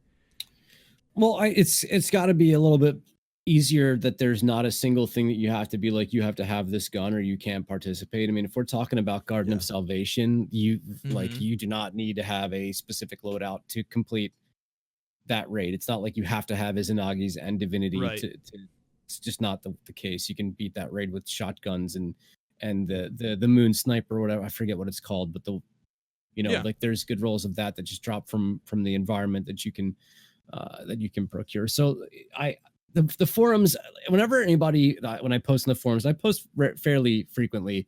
Whenever somebody has a Snyder mark, I challenge them on it. Mm-hmm. And I typically turns into a dialogue. If someone gives me like a 1-sentence answer, I push back. And if they do respond, it usually turns into something that's a bit more of an adult conversation at that point. Right. It hasn't turned into something crazy toxic. I've had worse comments on my fusion rifle montage than any of my Bungie forum posts. Yeah. Put it that way. Oh, YouTube. Thank you. It's good to hear. By the way, I posted a link to the Destiny 2 LFG Discord in the chat there for any of you who play on PC. It's a great place to find a party to run basically anything. Yeah. Pins Halo asks, one of the most annoying things in PvP is popping your super and getting one shot when the animation isn't even complete. What do you think about either an invulnerability until the animation completes, or if the animation doesn't complete, you don't lose your super? You only lose your super if you see it in the feed. Yeah. So if you don't see it in the feed, you should still end up with your super when you come back. And I think the main issue here is inconsistency. Mm-hmm. Have you tried to kill a blade barrage in their animation or a Nova bomb? Because they can't be killed. You get in with a Mack truck and they're going to get their super off. Whereas if you're popping spectral blades or golden gun, you are, like instant dead. Yeah. So I think it's just an inconsistency thing where if one super can't be damaged, I mean, the damage numbers appear. Like you see damage tick off, but the armor is such that nothing is going to kill it. Right. So I would just ask for consistency. I feel your pain there. Trust. I do. Yeah, I could agree with that. Yeah, that's peer-to-peer matchmaking instead of. I don't even know if that's what it is. I mean, like I have hit Nova bombs in their animation with what would typically kill, let's say, a Nova warp. Yeah. You know what I mean? But because they're in the animation of the Nova bomb, they just don't take as much damage. And Bungie said that they nerfed some of the armor in super animation, and spectral blade barrage is still like untouchable. Yep. Yeah. Unkillable. That's super. Oh, man. Yeah, it's you're right. It's the animation, the activation invulnerability and armor that some classes have is way more than others. So if there was a bit more parity for that, so that you're at least protected while you're starting, maybe when you're starting your animation. Yeah, I can see that. In the meantime, pop your super and cover. Don't panic, pop your super, because that'll get you killed, especially if you're Honor. Gray Fox 2K30 asks, with Season of the Undying coming to a close, what lessons did Bungie learn, and what surprised you with Shadowkeep release and Undying? Oh, well, shoot, that's been this whole show. Yeah. I think Bungie learned that their seasonal artifact system works. Yeah. That was kind of a bit of a gamble to change the way the power grind was going to be, and I would say that experiment has panned out pretty well. What surprised me with Shadowkeep release and Undying? I can't really say I was that surprised by anything other than, understanding the seasonal artifact. I was very pleasantly surprised with the way that panned out, but I can't really say anything else came as too much of a shock to me. Story beat wise, Shadowkeep was very surprising. Mhm. When it came to revealing basically the darkness. Yeah, And right. especially leading that storyline directly into Garden of Salvation. Yeah, that was cool. And, and whatever Eris is doing with that little bocce ball. Is it a bocce? I don't. What kind of orb? I don't know. It's one of those orbs from Jack and Daxter. Yeah, she's doing stuff. That was pretty surprising for me overall. Day one, it was just the sheer amount of things to do. It wasn't necessarily clear where to go when you're first starting. When you were first starting the season, and for anybody who started with New Light, that I'm sure that was compounded. Yeah. But I would like to think that like Bungie saw the changes that they made work to the best extent, and the stuff that they need to work on, really doubling down on that. I would love to see them focus more on PvP next season. That would be cool, but they've talked about in the past the lessons they learned from Season of the Drifter when it came to focusing on one game mode that maybe not everybody loved. So I think that Season of Undying, instead of what Bungie learned from it, I think it was a culmination of what Bungie's learned from us over the course of years and seasons past coming to fruition. Right. With the handcuffs off from Activision being able to create the game that I think the staff envisioned. So I'm not sure that there was a ton learned here, other than like maybe we do kind of have a handle on what we have as a product and how the player base is going to react. I think they learned that what they had thought was correct. If I look at Shadowkeep and Undying as a combined entity, I think that this was a huge leap forward. I think it was the most played game on Steam. Yeah. In the month of November, was it, or October? Which, by the way, congratulations, Bungie. Congratulations, staff. Yeah. In terms of like surprises, the only thing that like comes to mind was the fact that the public event on the moon had weapons that were themed for the dungeon, and the dungeon had armor that was themed for the moon. It was kind of like surprising to me. Weird. And I'm gonna go with the Divinity being a surprise, being an exotic that we didn't have to run a few times, like Anarchy, which some people are in the hundreds of clears that had to earn, or Teraba with just horrible RNG. Bungie did what I think a lot of us ask for, which is, I talk about this a lot, like a clear path to progression. Give me my reward and show me how to acquire my reward. Give me the steps to do it, and I'll accomplish that. So I think that was also something that we hopefully see more of. And it really, I mean, Divinity really wasn't that much of a pain in the ass either. It wasn't like no, not at all. Like the Undying title, like the strike portion, the Nightfall portion of it. It wasn't like a crazy serious grind. It was go do a couple of these unique little things that are specific only to this instance. So I think that would be it for me. That's a good question. That mechanic is so good too. It's cool. It's It's the struggle to create unique weapons is a struggle, and Divinity is one of those things that is a truly unique weapon. It's unique. Nothing else like it. Yeah. I like it. Final question of the night.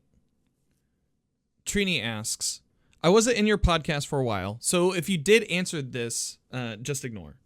But what happens with the season pass if you don't max it out? Do you lose all your rewards? And if you do lose it, how do you guys feel about it? You only lose the ones you haven't turned in. Right. Yes. First off, we'd never ignore you. But second there, that's a fantastic question. But like Aura said, you lose the ones that you have not turned in. Unlocked or turned in yet, yeah. So So if you're level 30, you've unlocked rewards along that way. Make sure that you claim those rewards before the pass goes away, or else you won't be able to claim those rewards in the next season because your artifact is gone, your season pass is reset. Yes. But like for instance, if you haven't reached level 98 yet or 99, you are going to lose out on the opportunity to have that reward drop.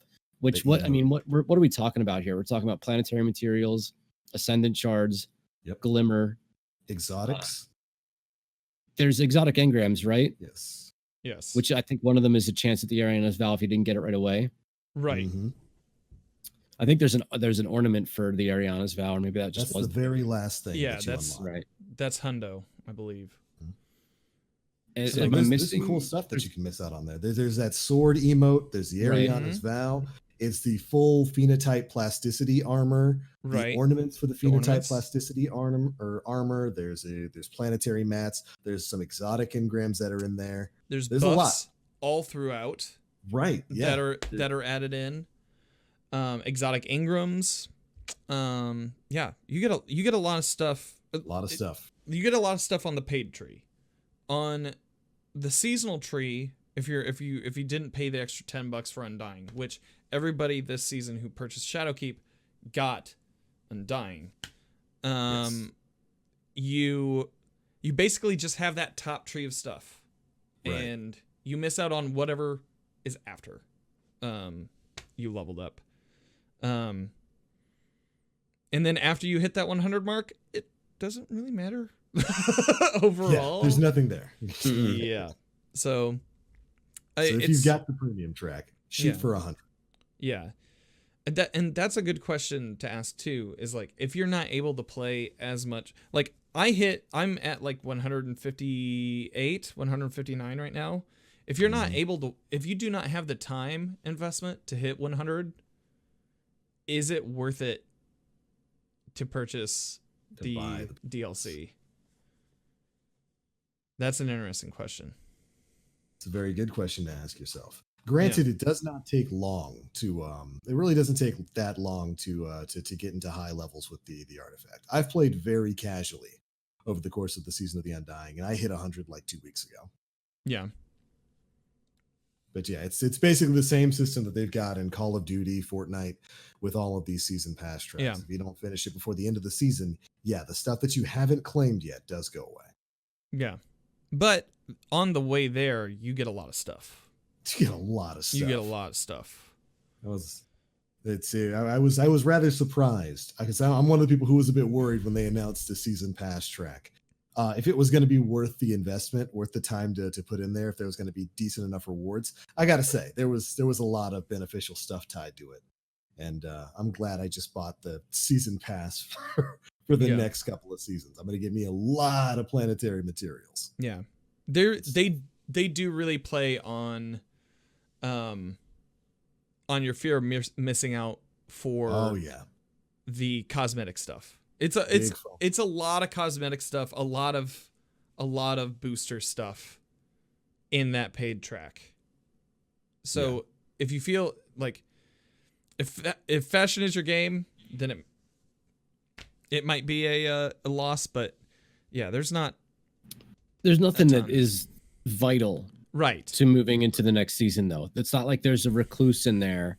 Right. The only way to get it is to complete the season pass. There, we're talking about things that would be nice and complimentary to have as you move forward, but we're not talking about things that are going to make or break your gaming experience, which I think is the most important part. Like, yeah, you're not going to miss out on, oh God, I have to have this. Yes. So if you like the action of Destiny, the past does not break that immersion. Yeah.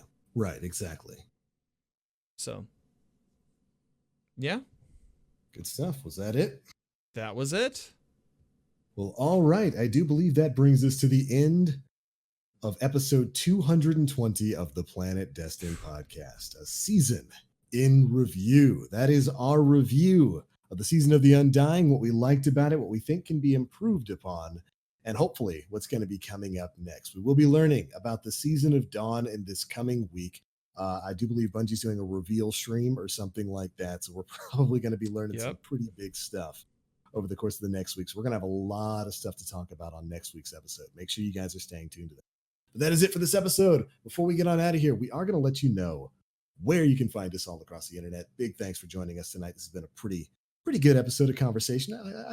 I've enjoyed talking to you guys about this stuff today. It's good to pick your brains. And thanks, Dan, for organizing everything. Yeah, very helpful. Yeah. Hey, I just did this now, so I don't have to do this every few months. Excellent. So in the future, we could just be like, "Oh, we got a thing. We can do got this an episode Copy review." paste. Yeah, Yeah, copy just- paste. Copy paste that, because that was a pretty clear and concise way to move through the elements of the season. And I think this little idea of yours has worked out pretty well, man. Good stuff. Thanks. Thank you. Speaking of, where can they find you across the internet, Dan? Oh, hi. You can find me on Twitch at Danfinity, where the eyes are eyes. You can find me on Twitter and Instagram at Danfinity, where the eyes are L's. We just hit 2,500 followers on Twitch today, so that was pretty awesome. Right on. And thanks to everybody who made that happen. And yeah, overall, really excited about the next week. I will say, temper expectations for the Season of Dawn Yeah. stream. I just want to say that now. Always a good idea. Other than that, there's not a lot going on with me that in the coming week. Probably a lot more Borderlands than Destiny, since I got the Undying title. But Good stuff. yeah, Right on. Aura, how about you, man? You can catch me at twitch.tv/Aura or on Twitter, twitter.com/evil-aura, 3VIL_AURA. Big stuff. So you're completely done with PvP for this season? Yeah, it got to a point where it's just not fun for me anymore, and I could try and Mhm. fight it as much as I could. But like when you shut down and you're angry and you're frustrated and you take Yeah. that into whatever you're going into next, it's just not good. So I found that the past couple of days I've just been finishing Undying, working on acquiring the Ariana's Vow Catalyst, some Right. other miscellaneous Triumph Score tribute hall crap that I hadn't done, and speedrunning strikes while getting yelled at by blueberries to tell me that it's not a speedrunning run. Yeah. So it's That's- always comical playing with blueberries. So that's been really fun. That's a great way to decompress in the world of Destiny. It's just been silly. It's just been a lot. I've been running double special weapons and just clobbering everything. It's been a really unique experience that I'm thankful for, because I'm glad that I can still play this game, even if not in my main element. I mean, I played more PvE activity this season than I ever have, probably in Destiny's history. Right on. You know, Garden of Salvation is my jam. I love it. So if you're out there and you want to raid, hit me up. Hey, I want to raid. Let's raid. All right, let's raid. Hey, it's a good experience, man. But of course, my name is The Black Link. You can find me pretty much everywhere on the internet, Twitch, Twitter, YouTube, all at The Black Link. This week, it'll be more of the same. Obviously, we're going to have a lot of news to cover with the reveal of the Season of Dawn. Like Dan said, if your expectations are up here, maybe bring them down to about right here. Let's temper that before we Expect before we jump up Undying into or it. less. The content we got in Season of the Undying, expect that level or less. That way, if there is more, you can be pleasantly surprised. Good God, are those words to live by? But beyond that, there'll be some more Call of Duty Modern Warfare. I've been trying to fight it out in that game. We've got a brand new content release for that going live on December 3rd. That's this coming Tuesday. Bringing back some fan favorite maps, some stuff from Modern Warfare 1, Shipment, Crash, and Vacant. Because the maps in Modern Warfare Rebooted are all awful. So they got to reach into the old bag of tricks and bring back some classics. I'll be jamming out on that all week. You know where to find all those good places. But all right, everybody, that is it for episode 220 of the Planet Destiny podcast. Thank you all so much for tuning in, and we'll see you next week. Bye, everybody. See ya. I hope you tell us how you feel about Season of the Undying. Why am I even saying that? Of course you are. There's Do it. 17 of you complaining already. Excellent. It gives me life. We'll catch you next week.